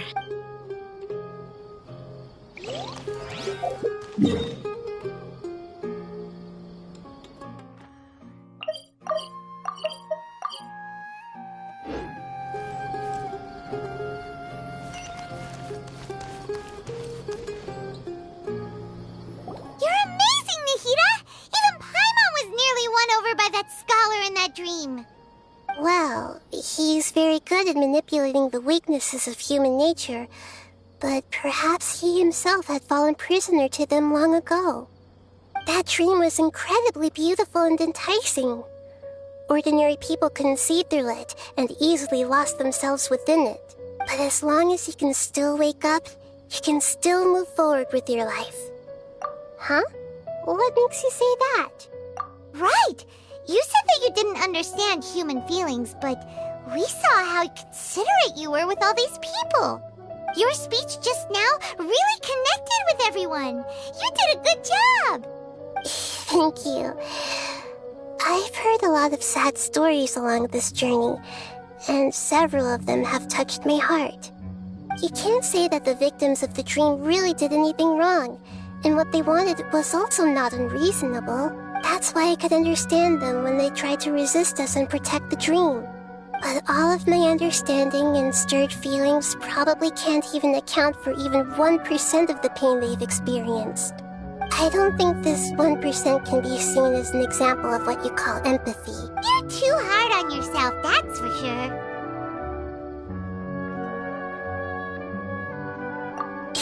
Alright. I suppose going out into the world will help my confidence grow. I've learned that emotions are nothing like knowledge, and that's why it's hard for me to put them into words sometimes. Benuni, or Mercedes, said that I had never personally felt the pain of loss. But I have a vague feeling that this isn't true. The moment I entered the dream, I felt like I was wrapped in a blanket of warm feelings. It was so warm that it felt like I had returned to the start of my life, and I didn't want to wake up anymore. But when I opened my eyes, the feeling was gone without a trace. If I have to make an analogy for it, I would say I can no longer see words on a piece of paper after they have been erased, but I can still see the slight indentations of where the words had been written. But now that I've experienced this dream, I think I can say with confidence that I won't dwell too much on the meaning of that warmth. It's enough that I can tell I was once supported by that warmth, and its existence has allowed me to get to where I am today. If I dwell too much on its exact nature, I would be putting the cart before the horse. I gave a speech to inspire my people, so if I were to fail to live up to those words myself, then that would be too embarrassing.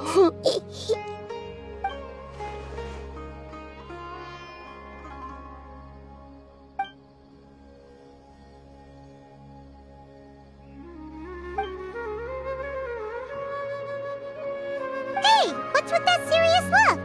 You keep looking like there's something you want to say. Is there anything you want to tell me? Okay. Since we just woke up, let's stretch a little bit. A new day is about to begin.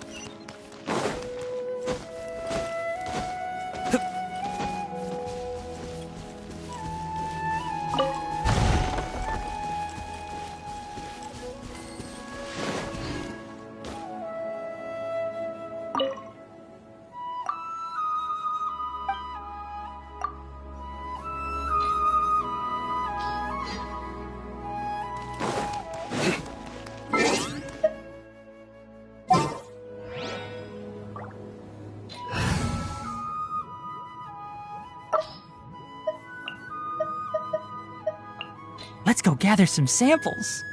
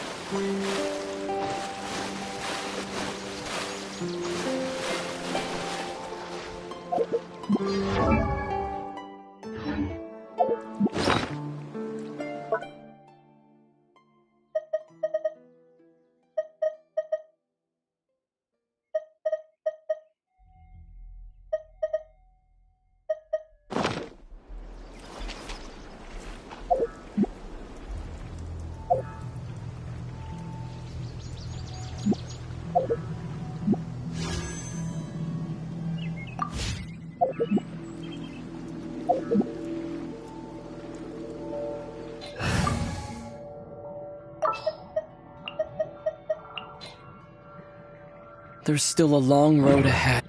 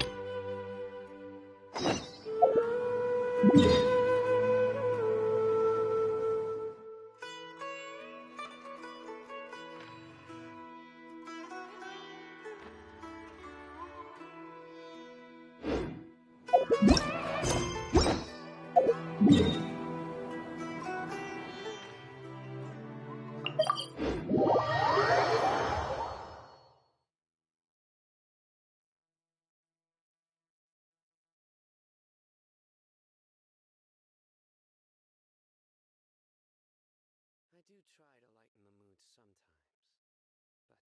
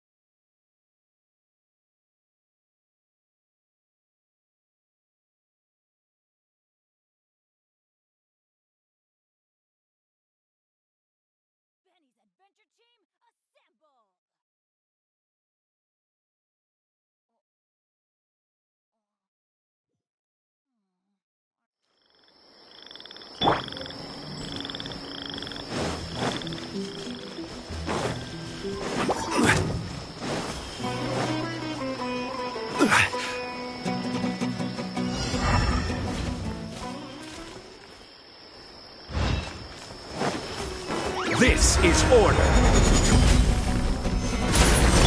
Shiver! Teamwork is dreamwork! Higher, higher, pants on fire!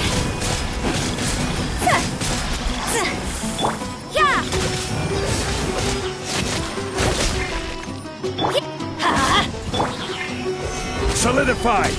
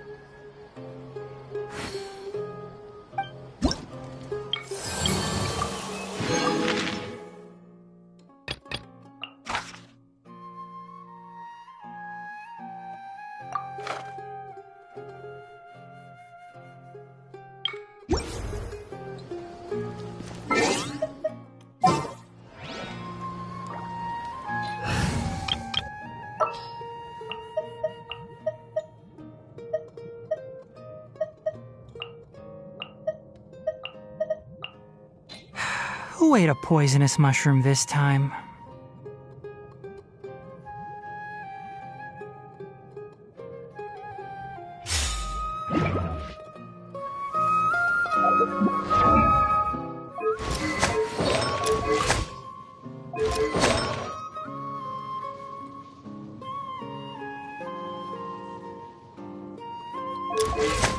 I created...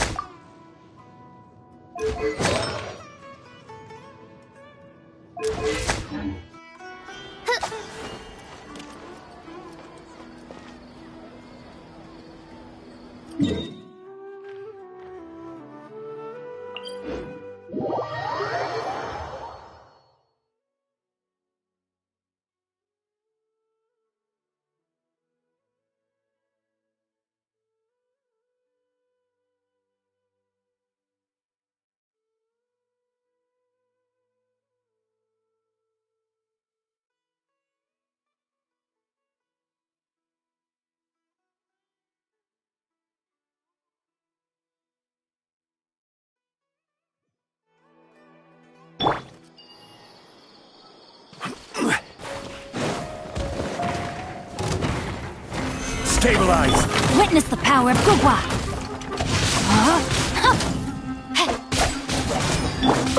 Can't see? Let's nip that in the butt! By royal decree!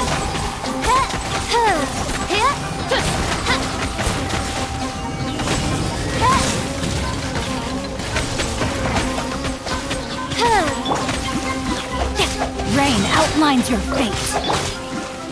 One with the forest.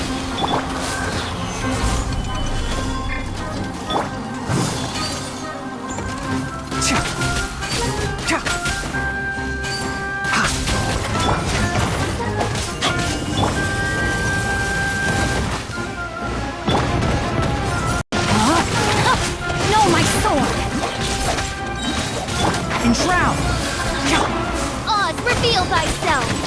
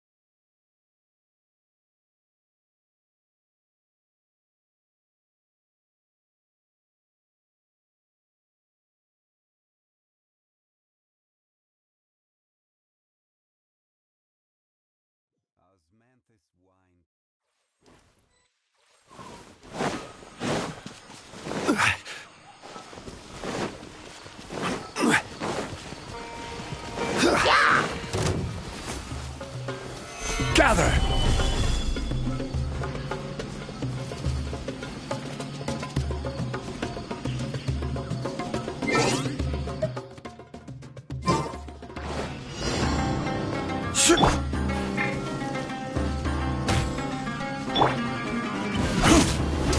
Solidify! I will have order! Everyone on me! Fall in! I'm going in! Let's end this now! Get out of here! Who wants some of this? Now you're testing my patience.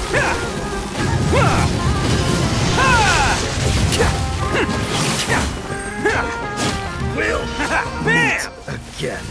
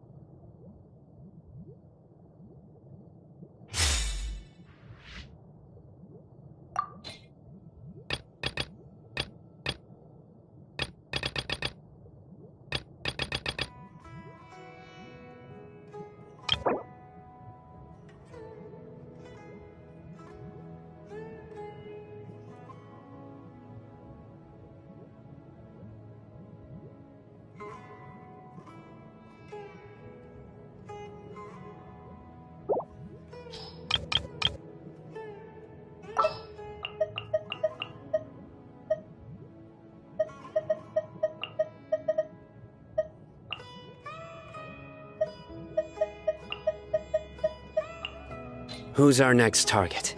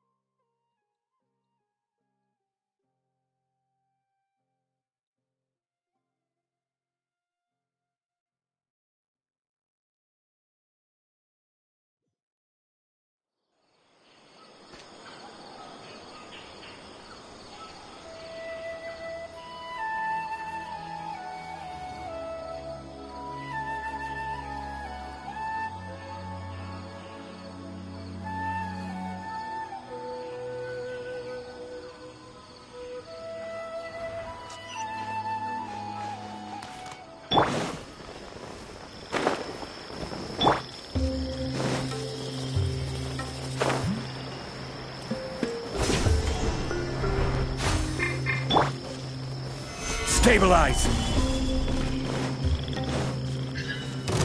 Looking for trouble? Let me leave you a purse. Huh? No, my sword! This is order. Gather! Nowhere to run! Where do you think? Scatter! Now you're dead. Solidify! Rain cutter! Spring forth! Your sins weigh upon your soul! I will meet again. Guilty!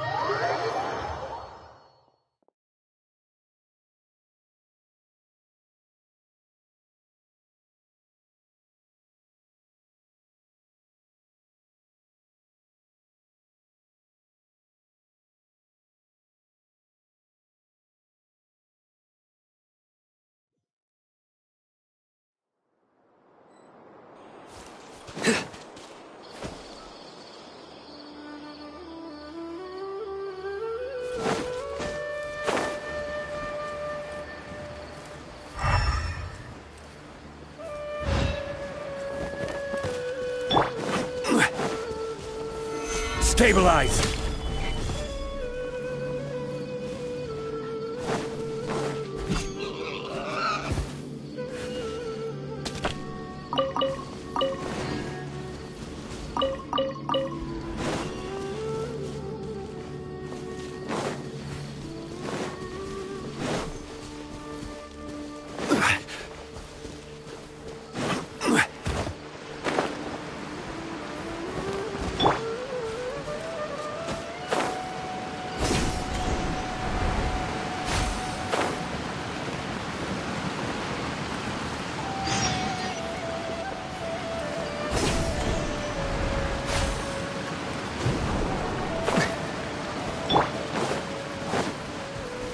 I will have order.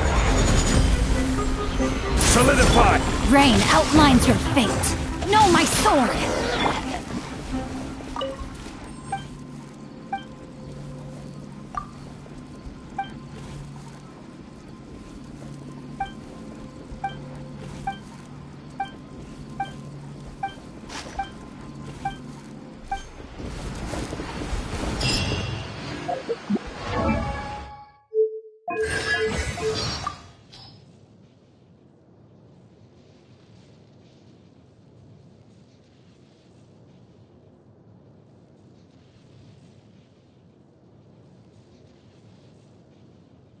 Of course I know about Lisa.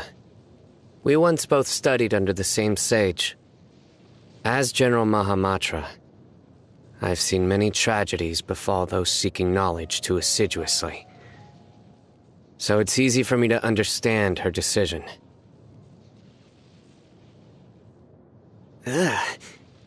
This is for me? Are you sure? Nice boost. Thanks a ton.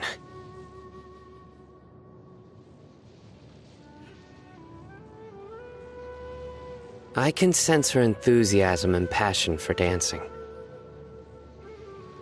Tainari once told me not to tell jokes at the dinner table, insisting that my jokes weren't funny at all.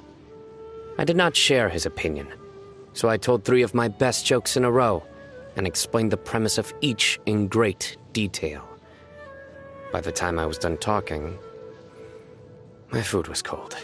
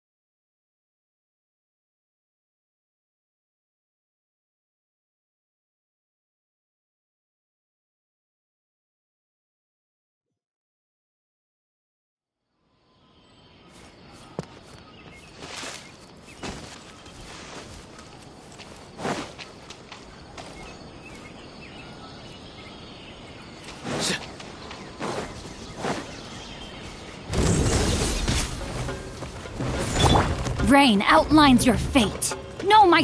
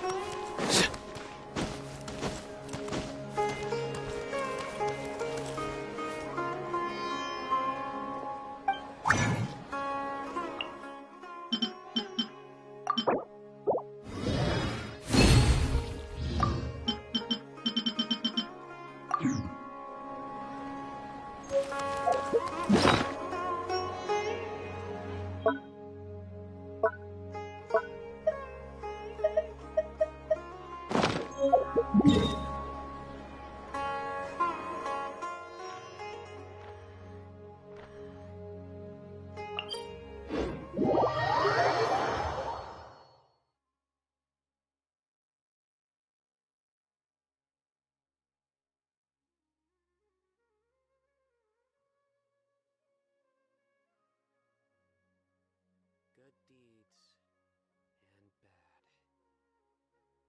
In the end, all will be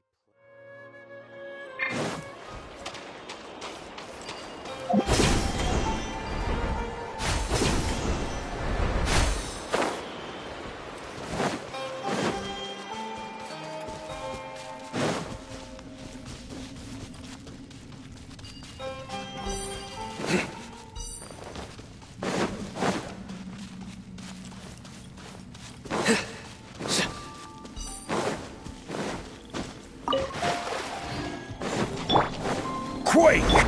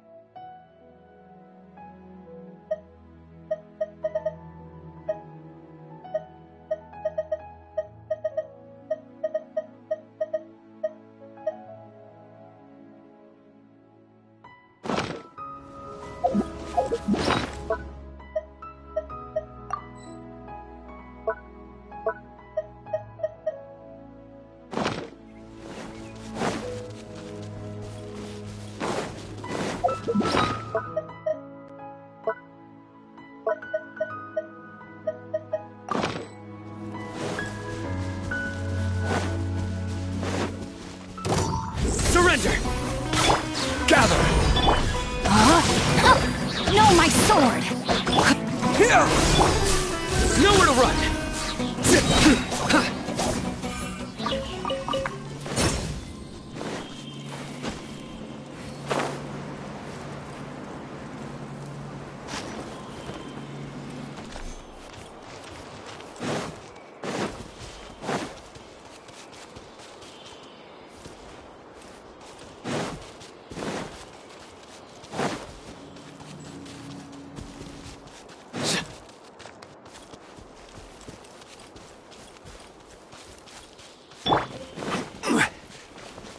Order guide you.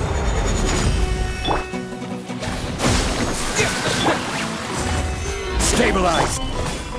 Witness the power of Fuhua!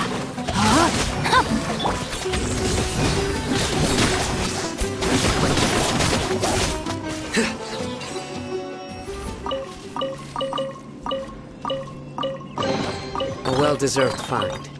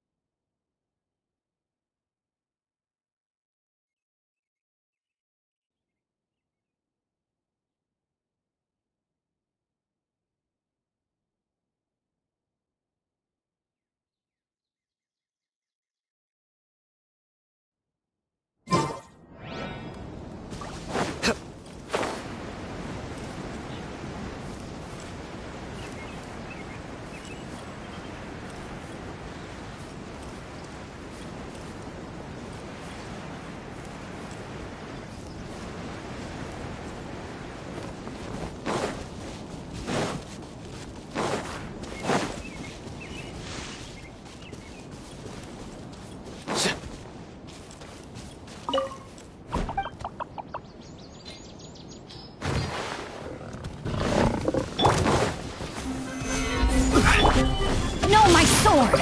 Rain outlines your fate!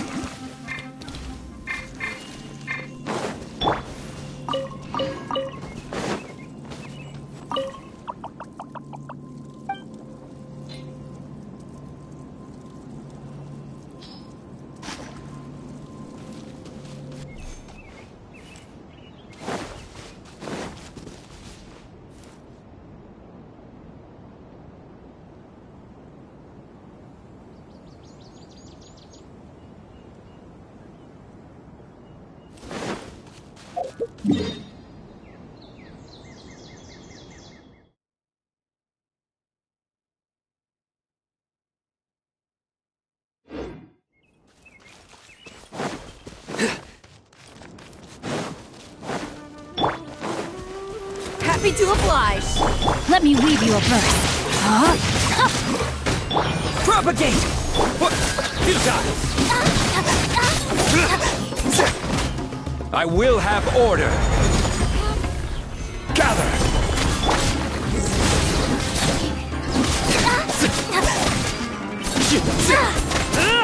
No more. Scatter! Know my sword!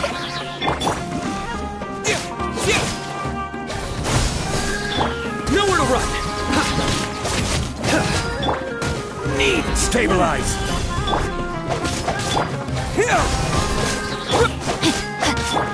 Surrender! You won this one.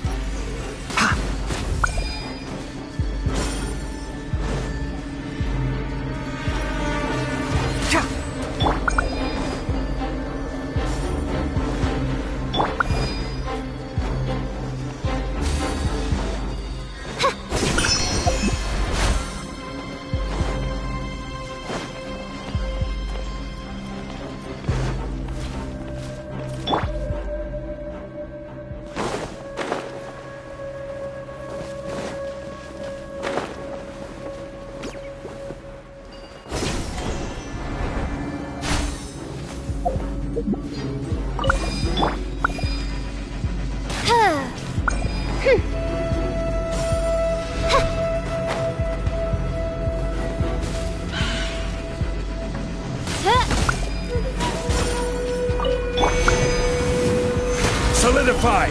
Order guide you! Witness the power of Gugwa!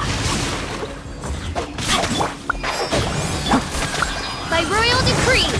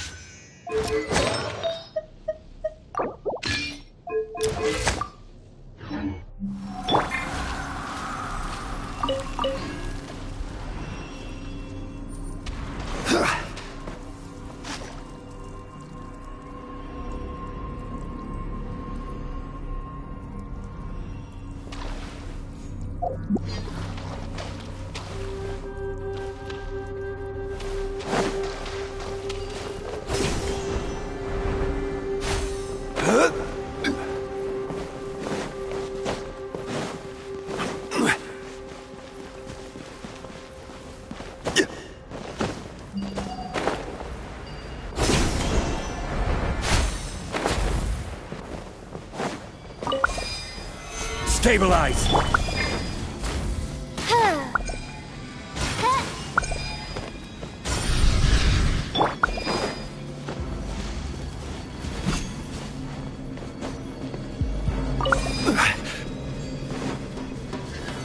Solidify! Body and mind. Rain outlines your fate. No, my sword! Let me lead you. I hear everything! Midnight, Fantastic!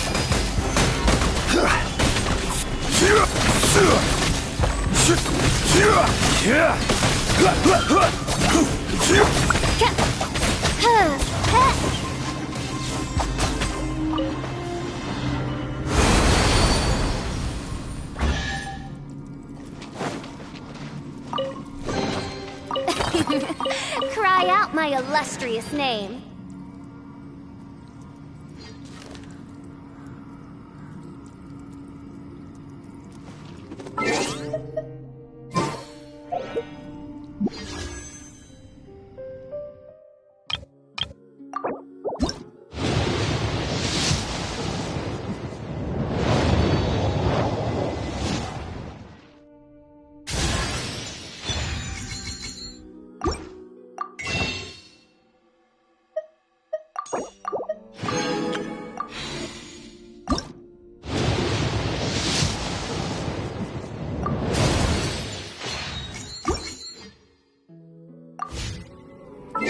I hear the voice of fate, speaking my name in humble supplic.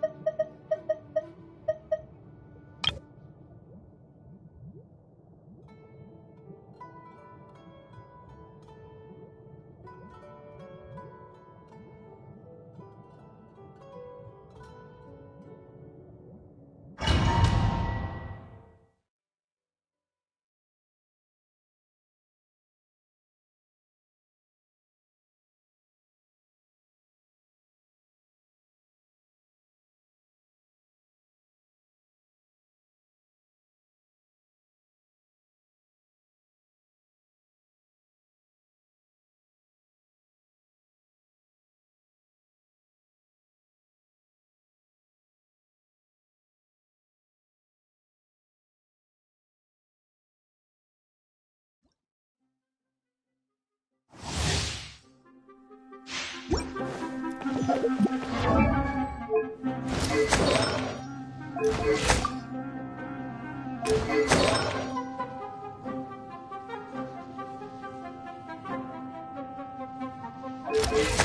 created an...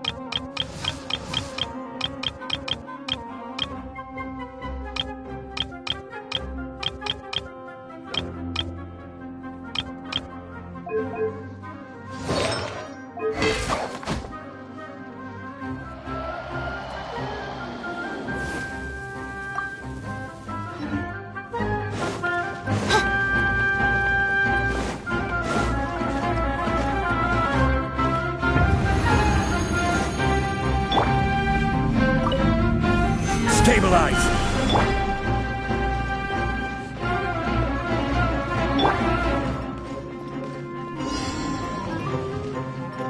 One with the forest. Rain outlines your fate. Rain cutter. I'll uproot you. Oz, reveal thyself! I will have order. Gather!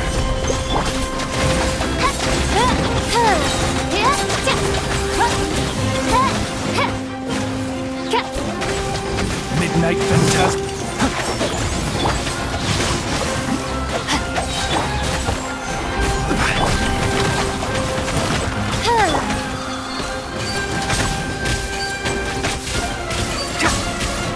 Enshroud.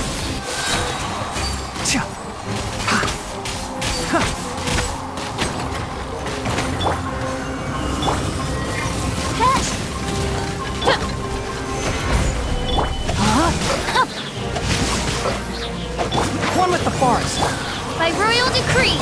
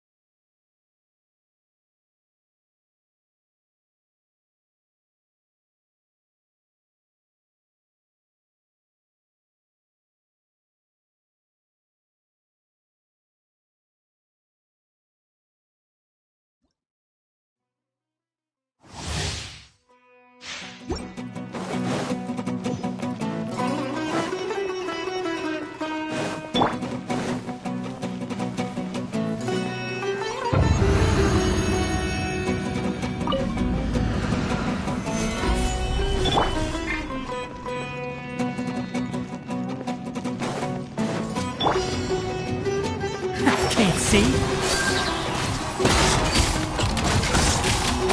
Let's nip that in the bud. Let me weave you a verse. Rain outlines your fate. As you wish, maiden. Order guide you. Solidify!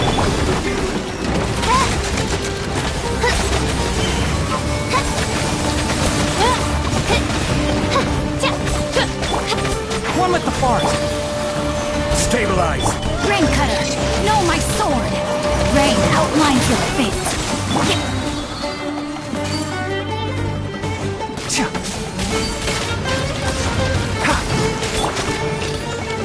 Oz, reveal thyself!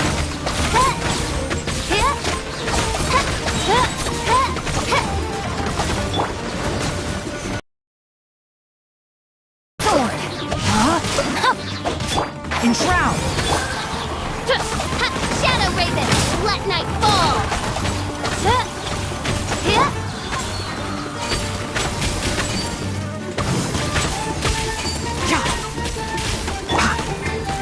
Solidify!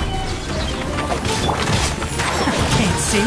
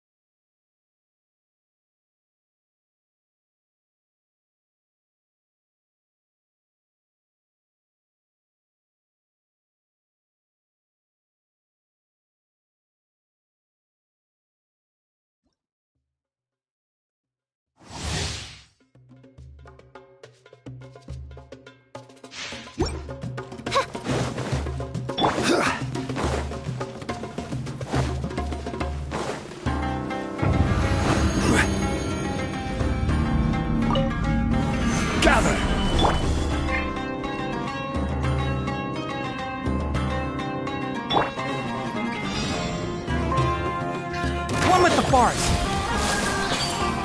God! Witness the power of Gugwa! Know my sword! Rain outlines your... I'll uproot you! This is order.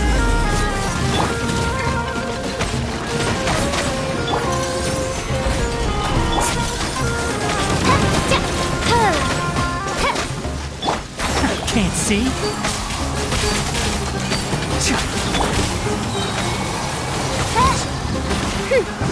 Midnight Vent. Rain cutter! Know my sword! One with the forest. Let's nip that in the bud. Stabilize. I will have order.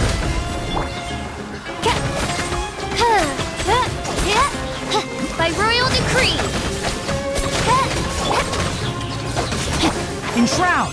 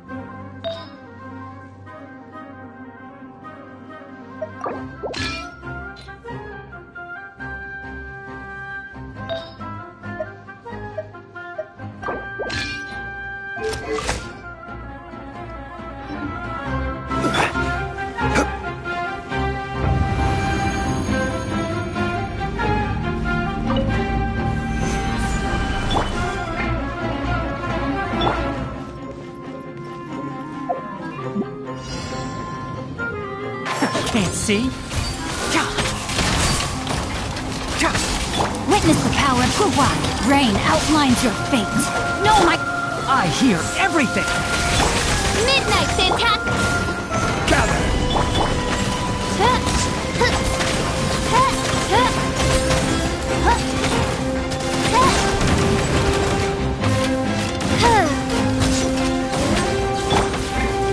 Stabilize! This is order! Let me weave you a verse. Enshroud! Oz, reveal thyself!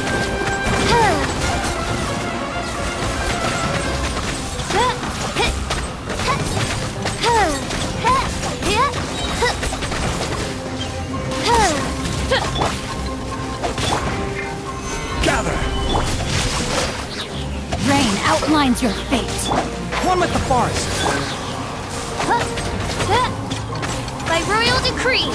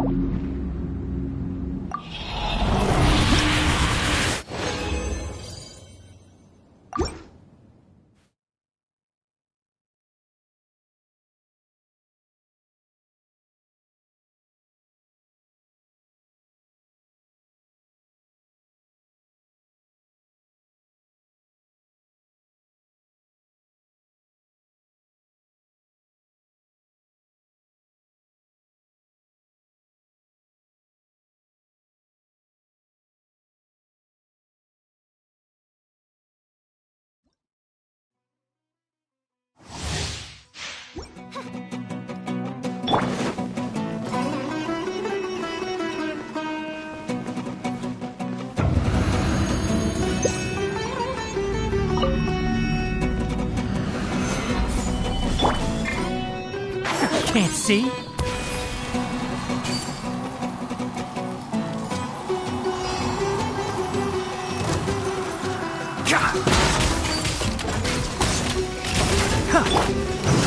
Solidify! I will have order! Rain Cutter, know my sword! Rain outlines your fate. I'll uproot you! As you wish, mein Fräulein.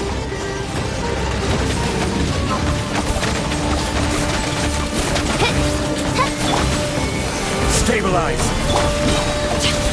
One with the forest! Oz, reveal thyself!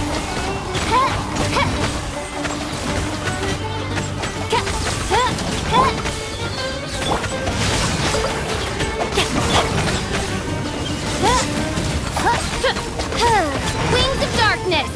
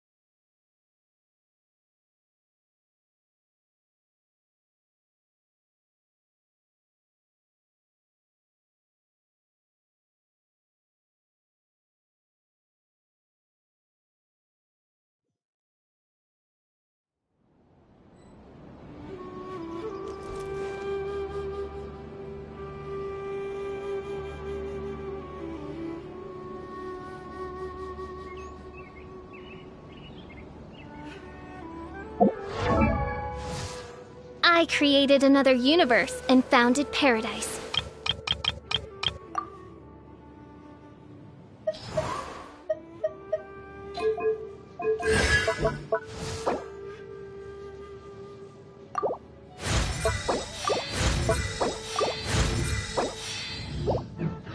I created another universe.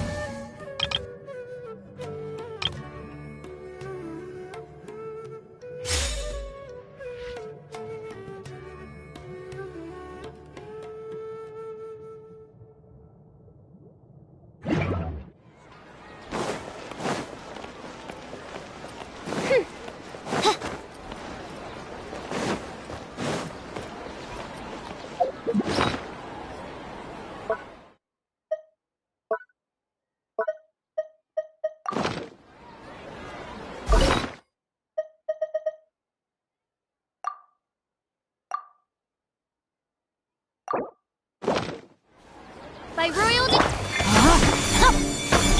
Enshroud!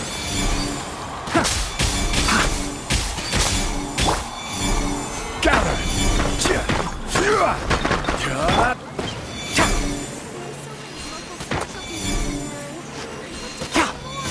Can't see?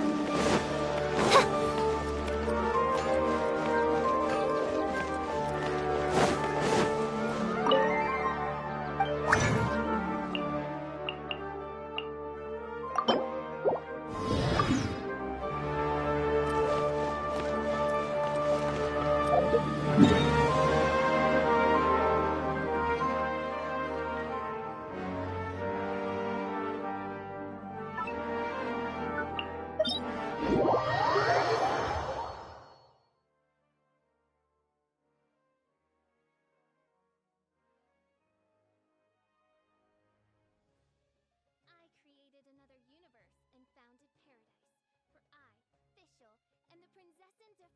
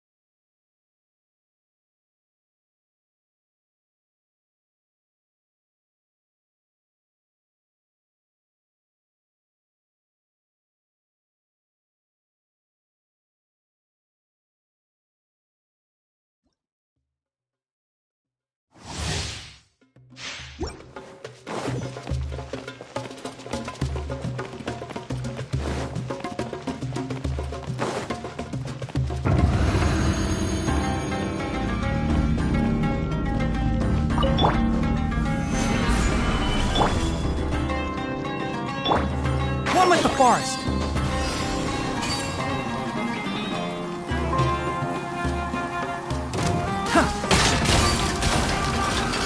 Let me weave you a verse. No, my sword! Rain outlines your... Let's nip that in the bud. Enshroud!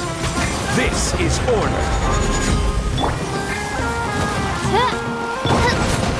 Stabilize.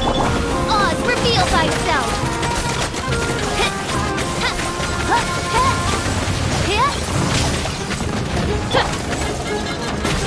Witness the power of Guwa! No, my soul! One with the forest!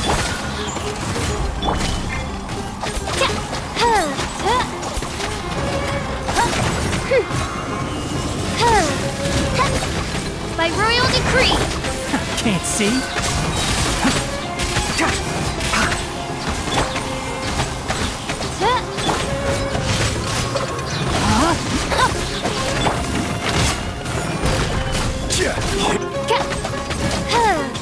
Enshroud!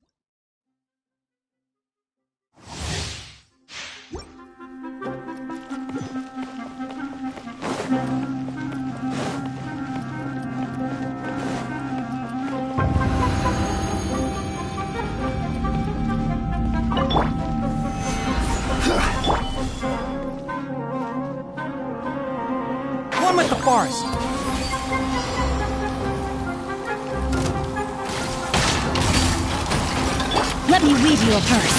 Rain outlines your fate. I'll uproot you. Order guide you. Gather! Midnight Phantasm.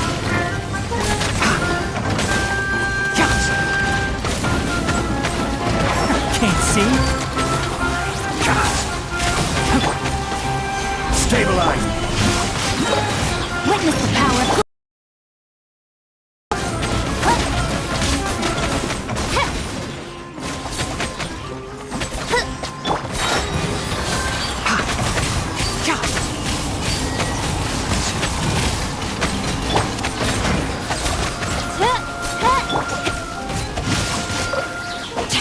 One with the forest. Gather.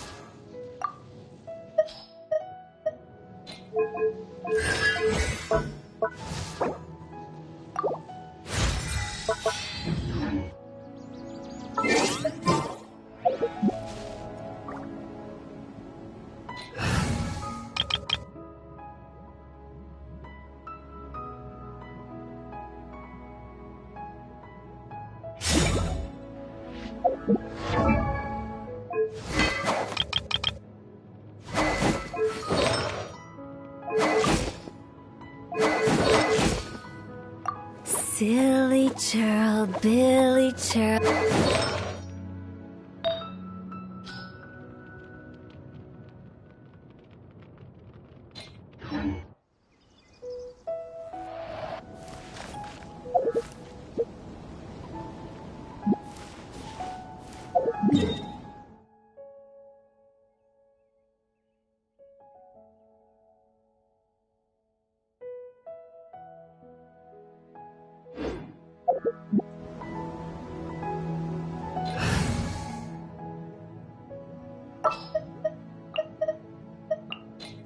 Who ate a poisonous mushroom this time?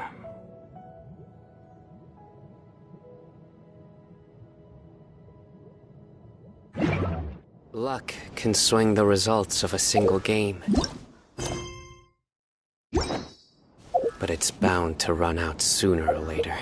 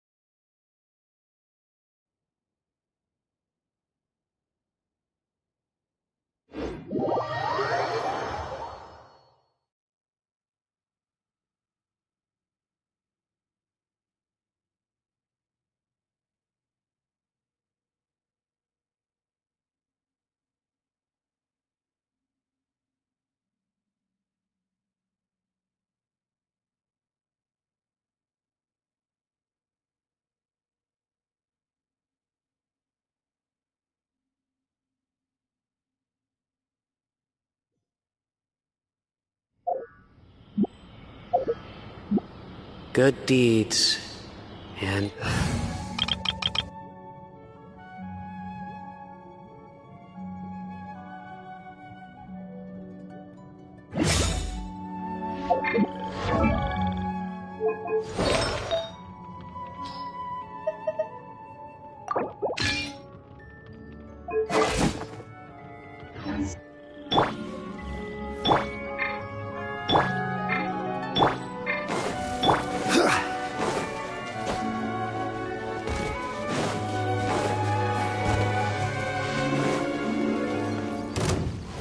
Solidify!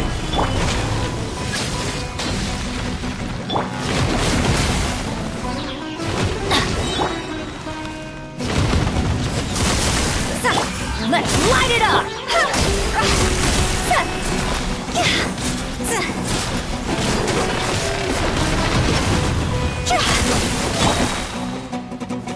Gather! Judgment!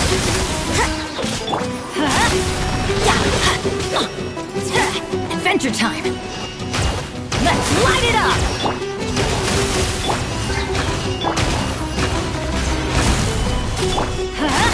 Everybody stand with punishment! Yeah! Gee, show's over!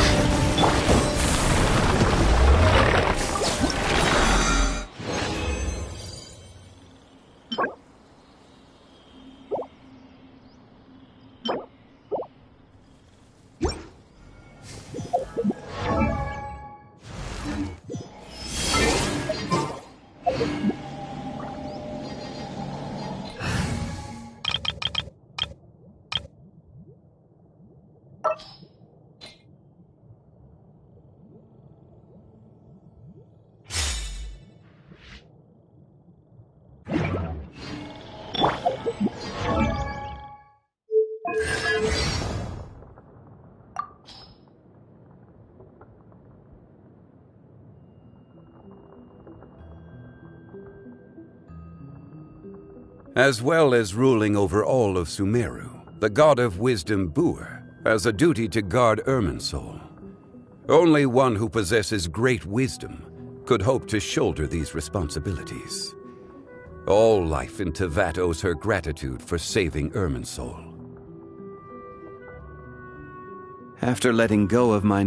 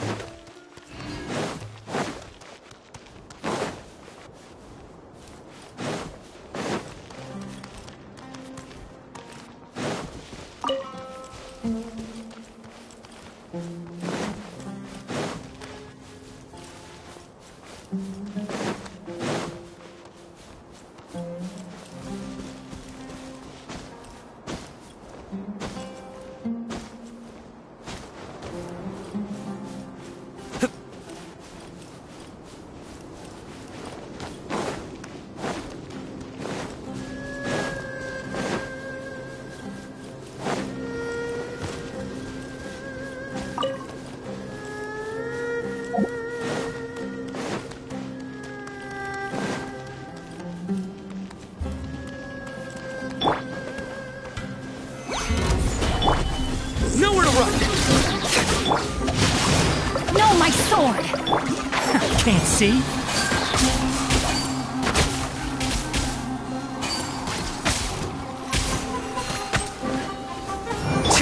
Futile! Solidify! One with the forest!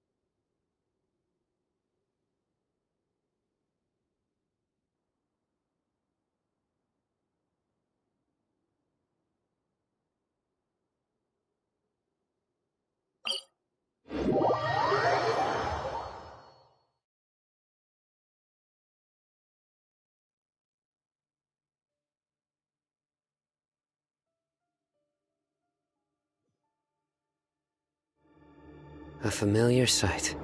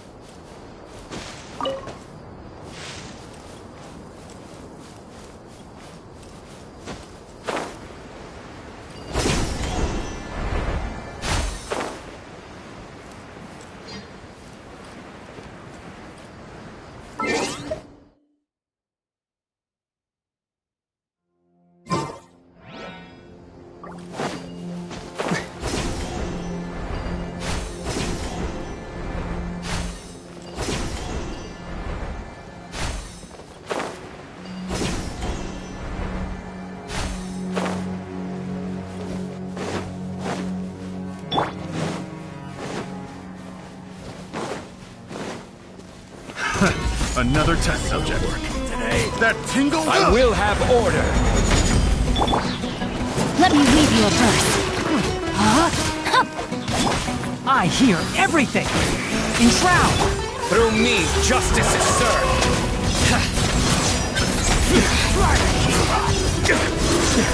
Their penance is due. Guilty. They stand condemned.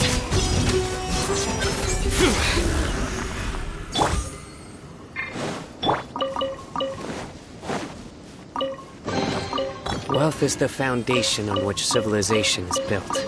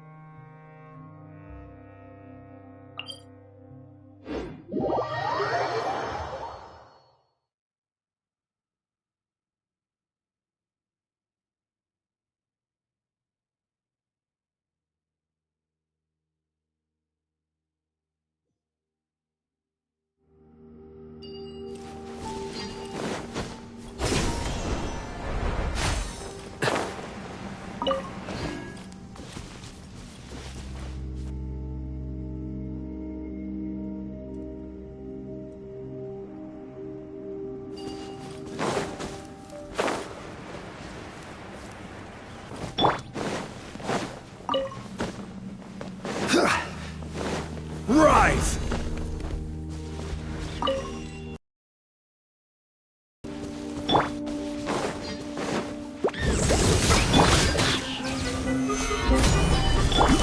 No, my sword!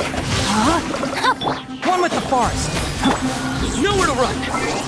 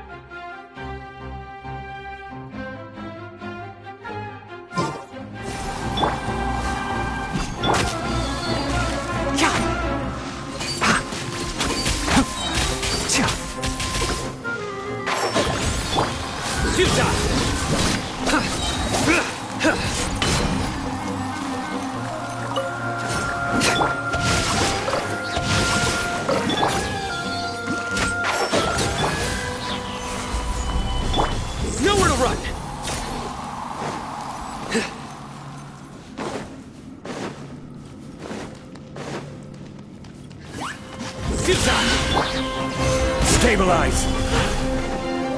Order guide you! Rain outlines your fate. Rain Cutter! I'll uproot you! Enshroud! Judgment is upon you!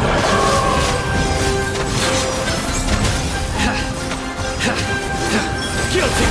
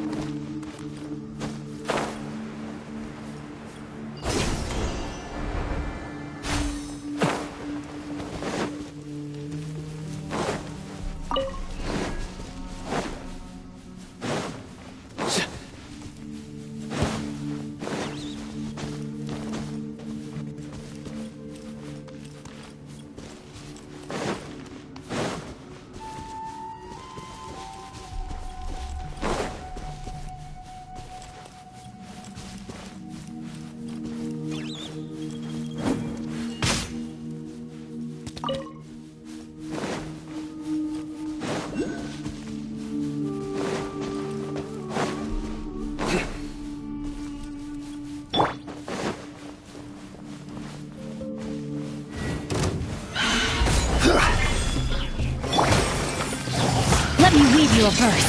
Huh? Surrender!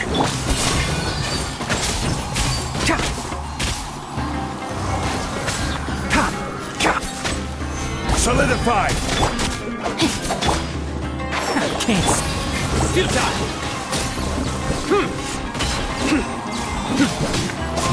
No, my sword!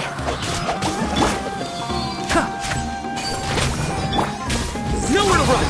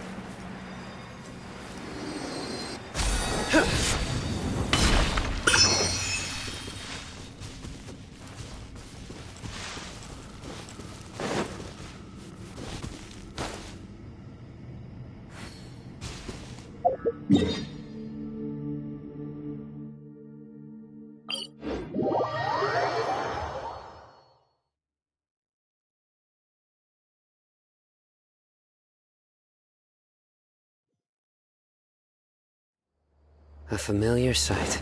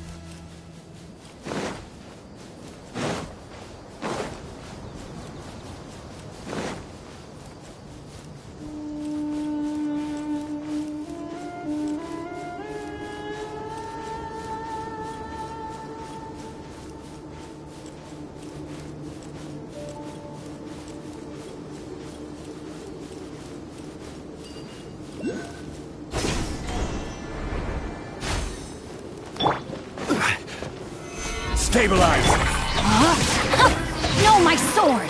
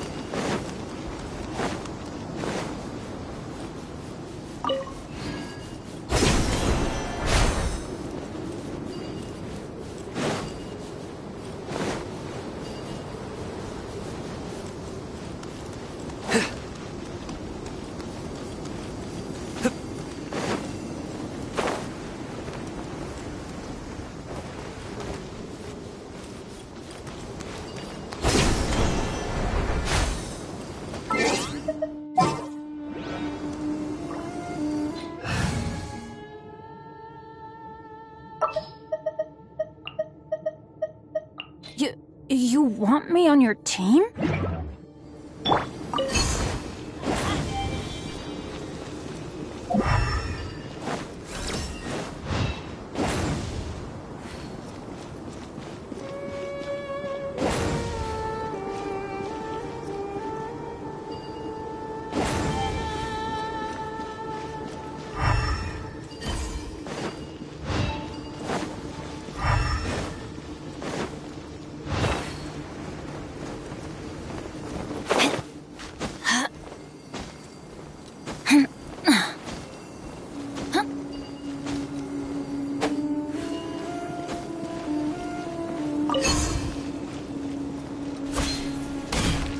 Let's light it up!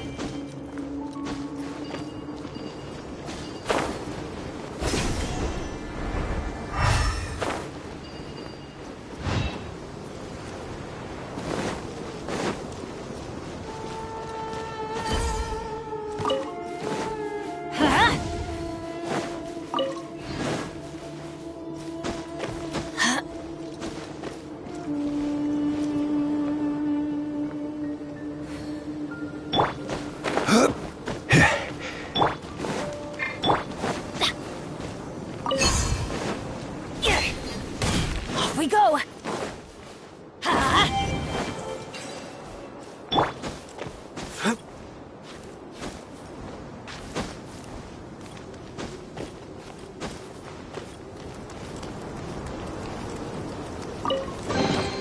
Wealth is the foundation on which civilization is built.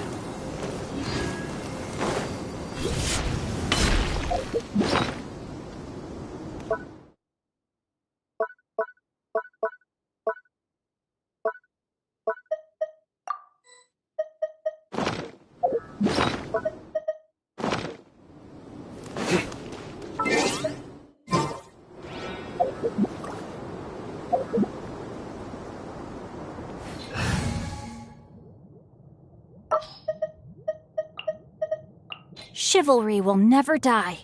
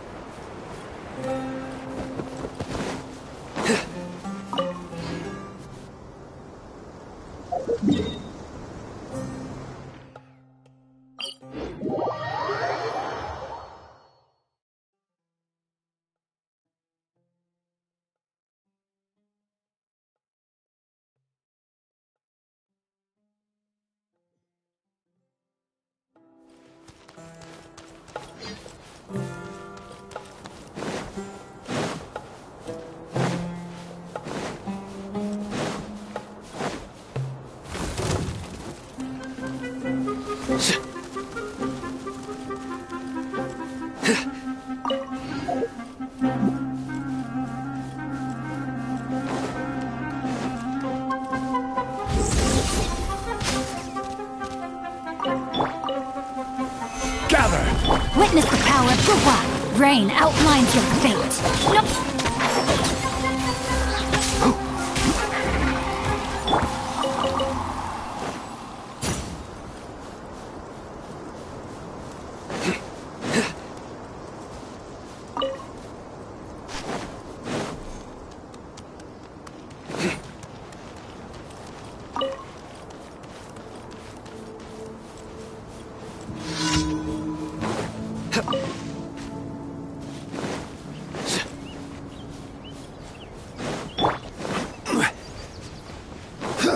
I will have order. Solidify. Enshroud.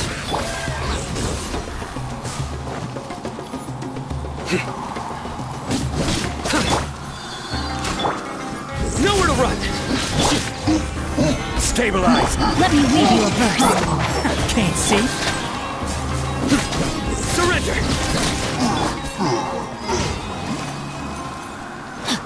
Body and mind.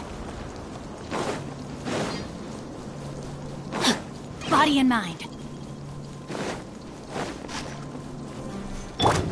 This is order. Solidify. No, my sword. Rain outlines your fate.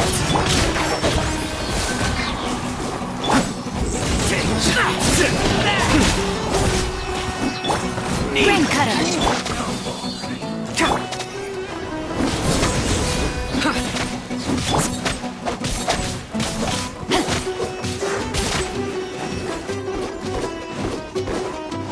No, my sword!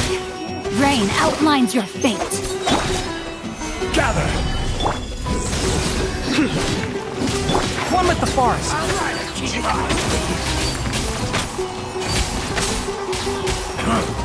You won this one.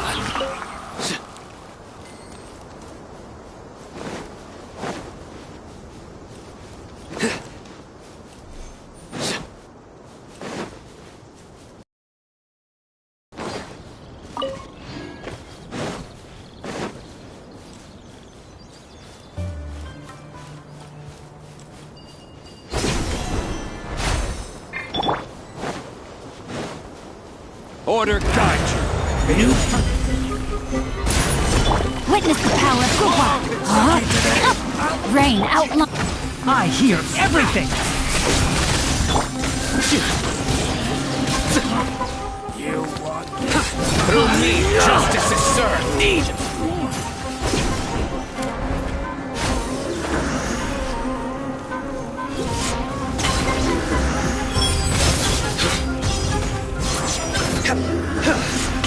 You stand condemned! No, my sword! I'll be back.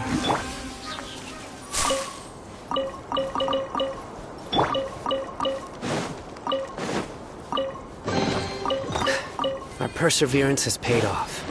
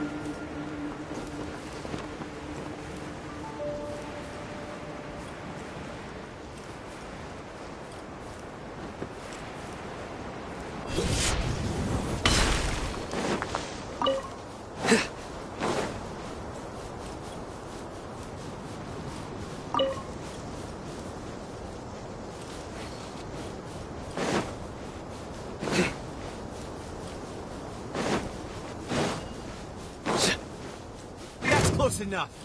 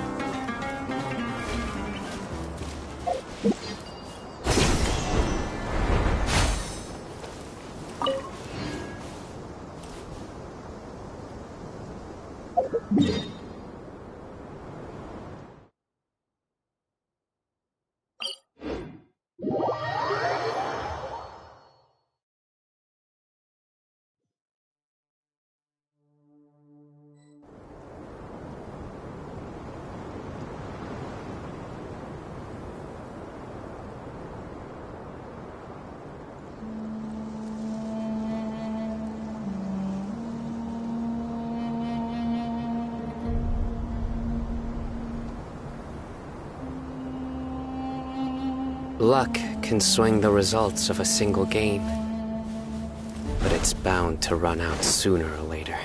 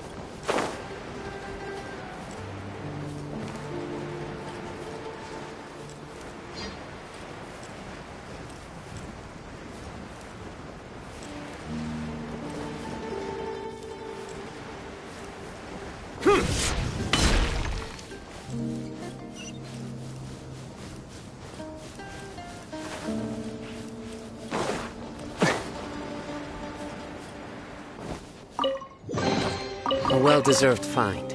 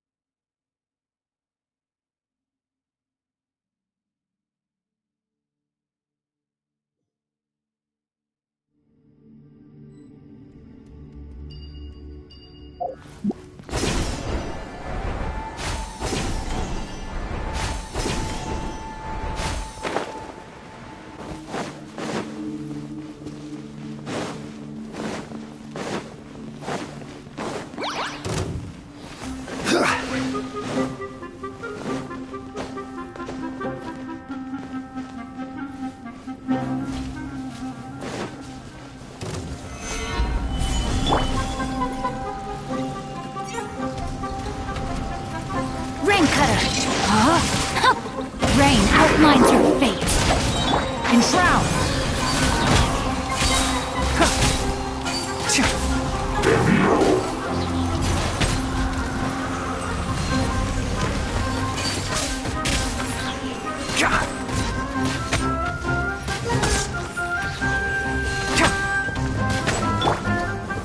Stabilize!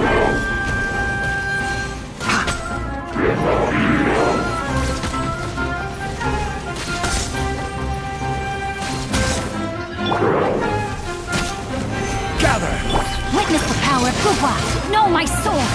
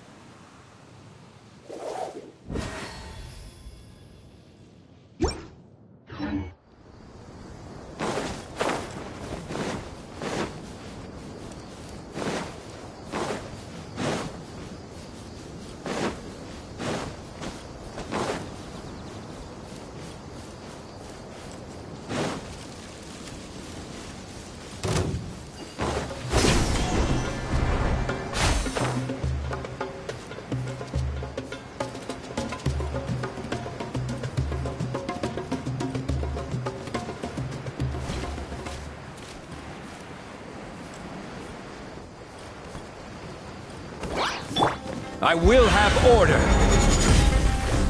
Stabilize. Rain Cutter! No, my sword! Surrender. Let's nip that in the bud.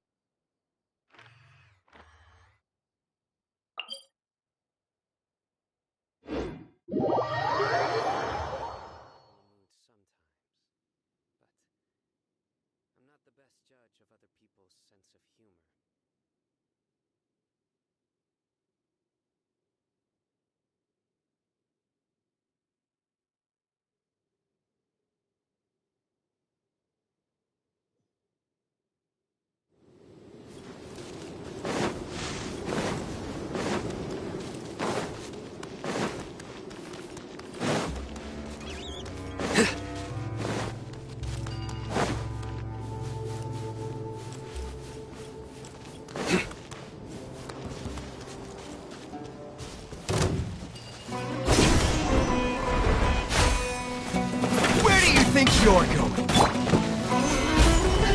Let me weave you a verse. Huh? Rain. One with the forest. I'll be back.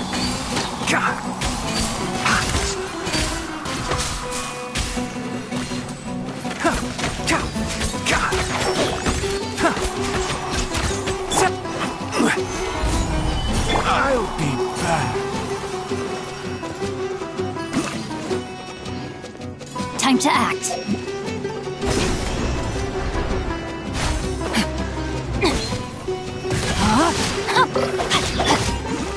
Solidify!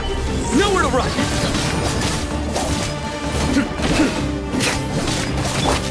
Can't see? I hear everything!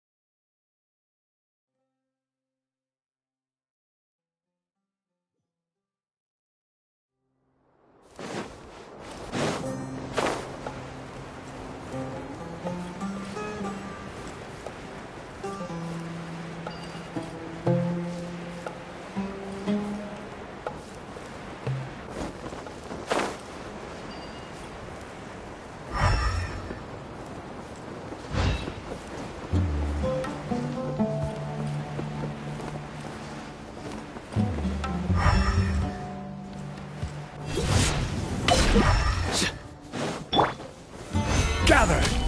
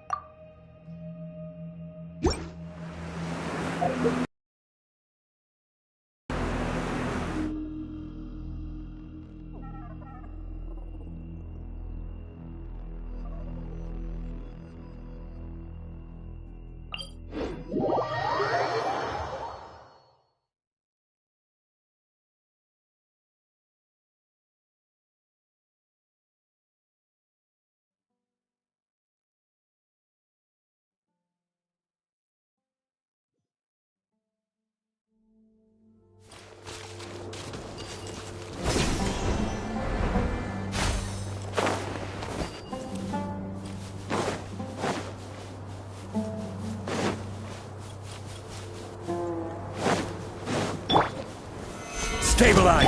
Rain Cutter! Body and mind. Enshroud!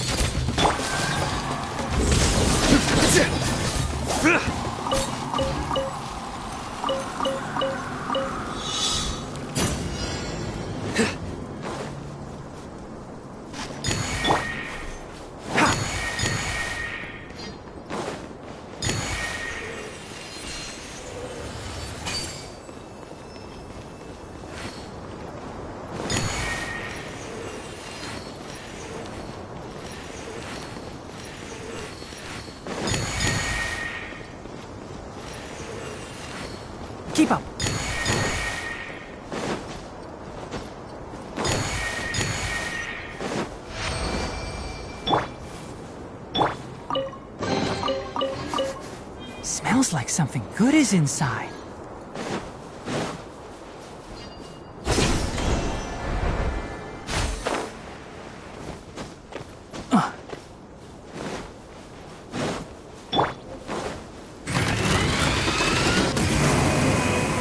Solidify! Can't see? I'll uproot you! Let me weave you a verse. Rain outlines your fate. Your sins weigh upon your soul.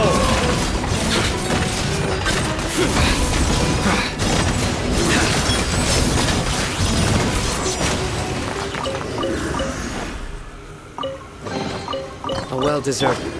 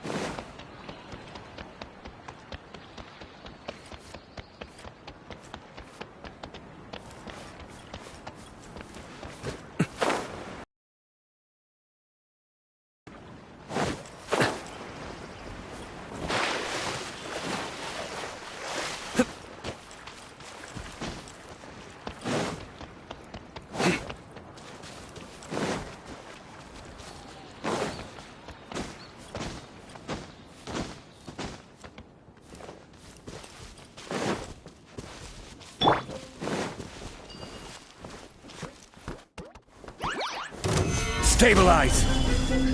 Order guide you! Rain outlines your fate. Huh?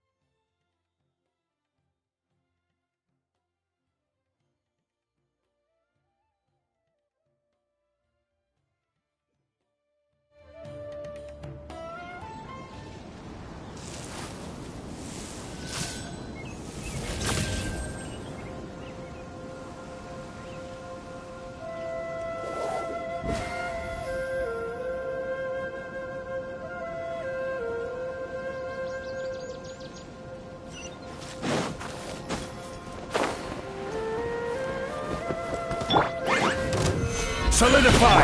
Rain Cutter! Rain outlines your fate.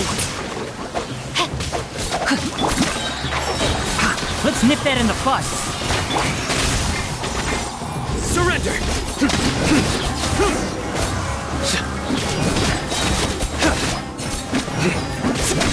Futile!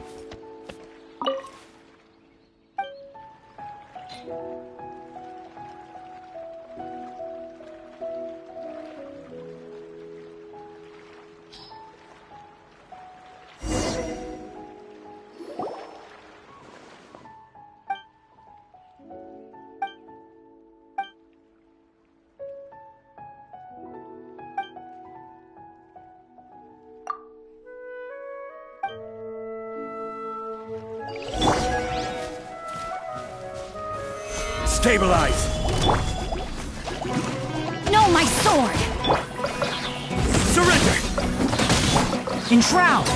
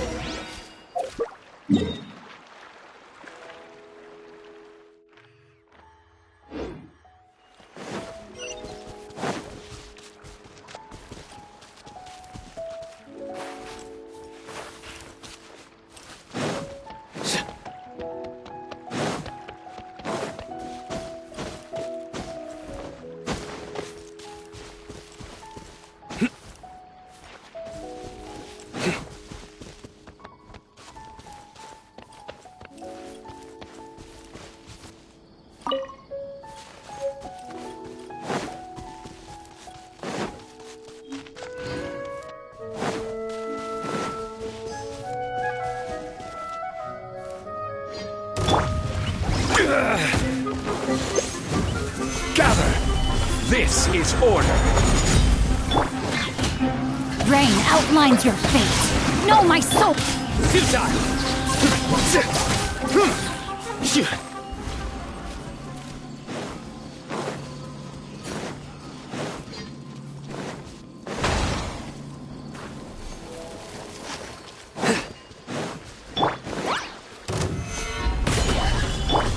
Witness the power of goodbye. Huh? Rain outlines your fate.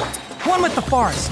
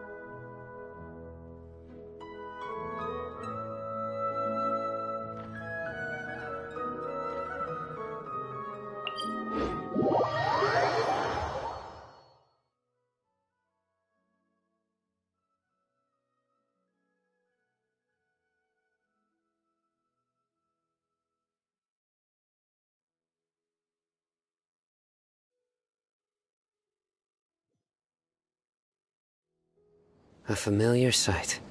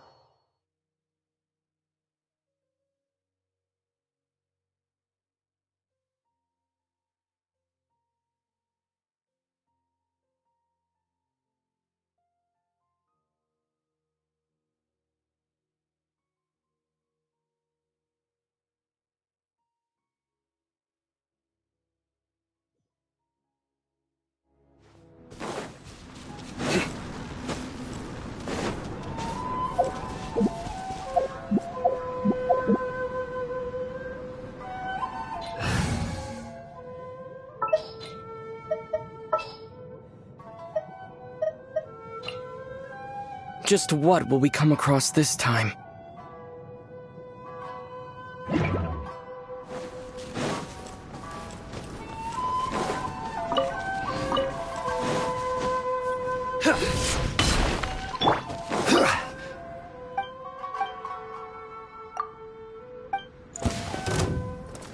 Let me try my blade. Solidify! Germinate! Scatter! Rain cutter! Judgment is upon you!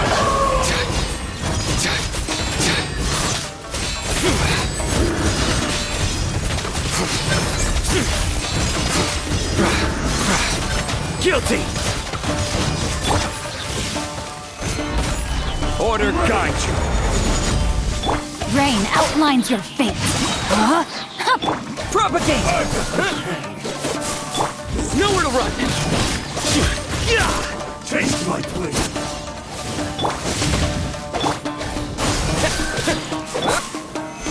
Stabilize!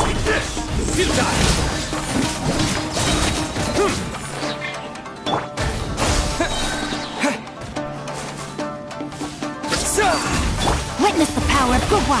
Know my sword! Through me, justice is served!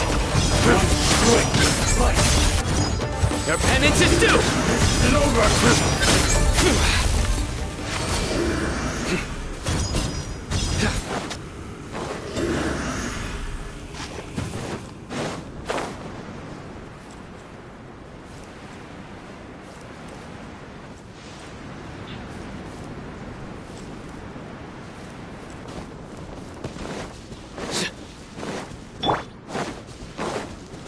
Let's get down to business! Scatter! Nowhere to run!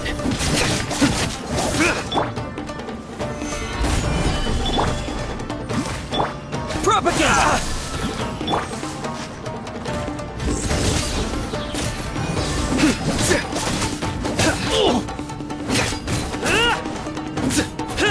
Finally, No.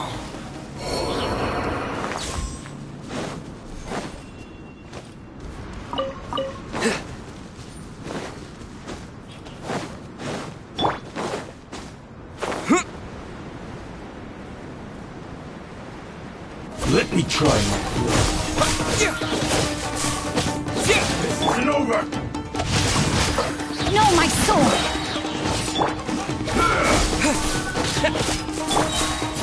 Surrender!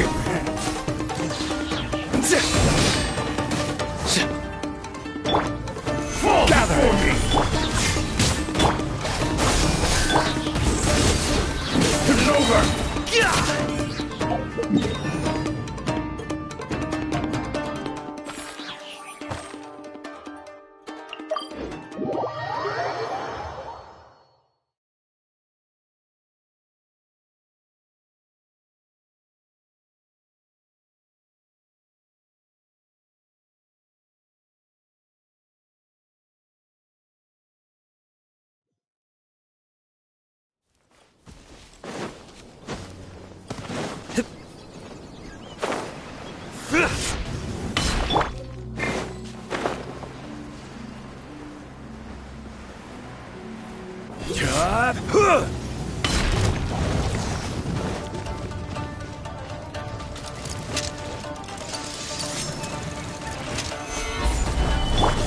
Spring forth!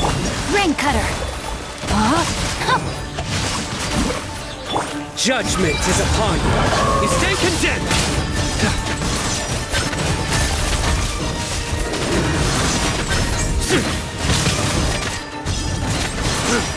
Guilty!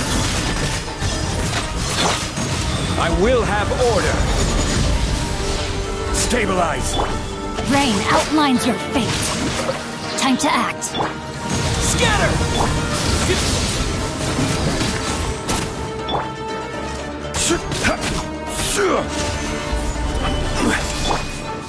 Propagate!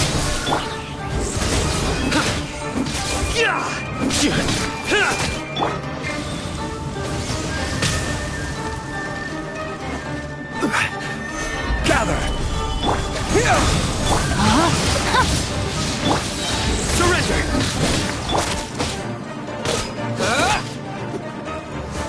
Scatter! Let me weave you a verse. Through me, justice is served!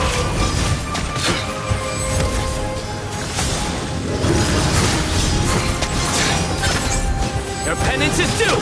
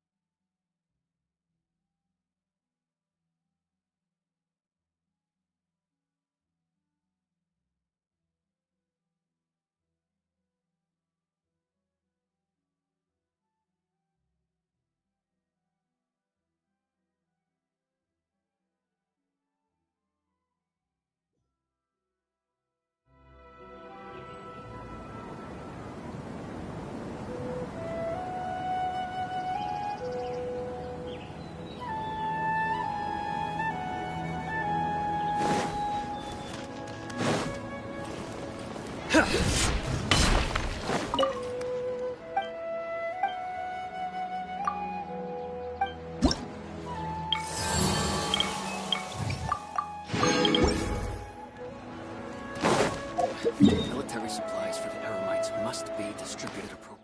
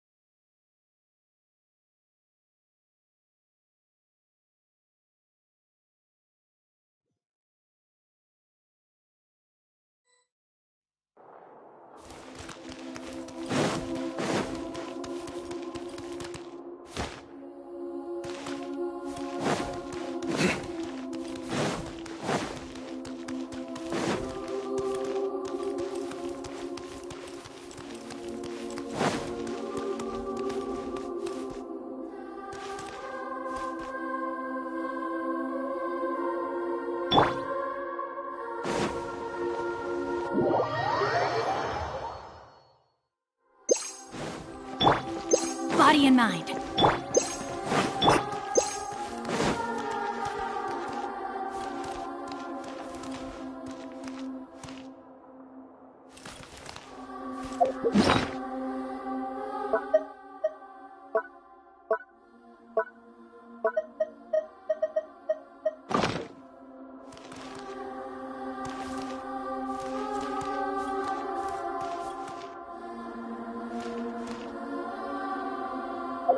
You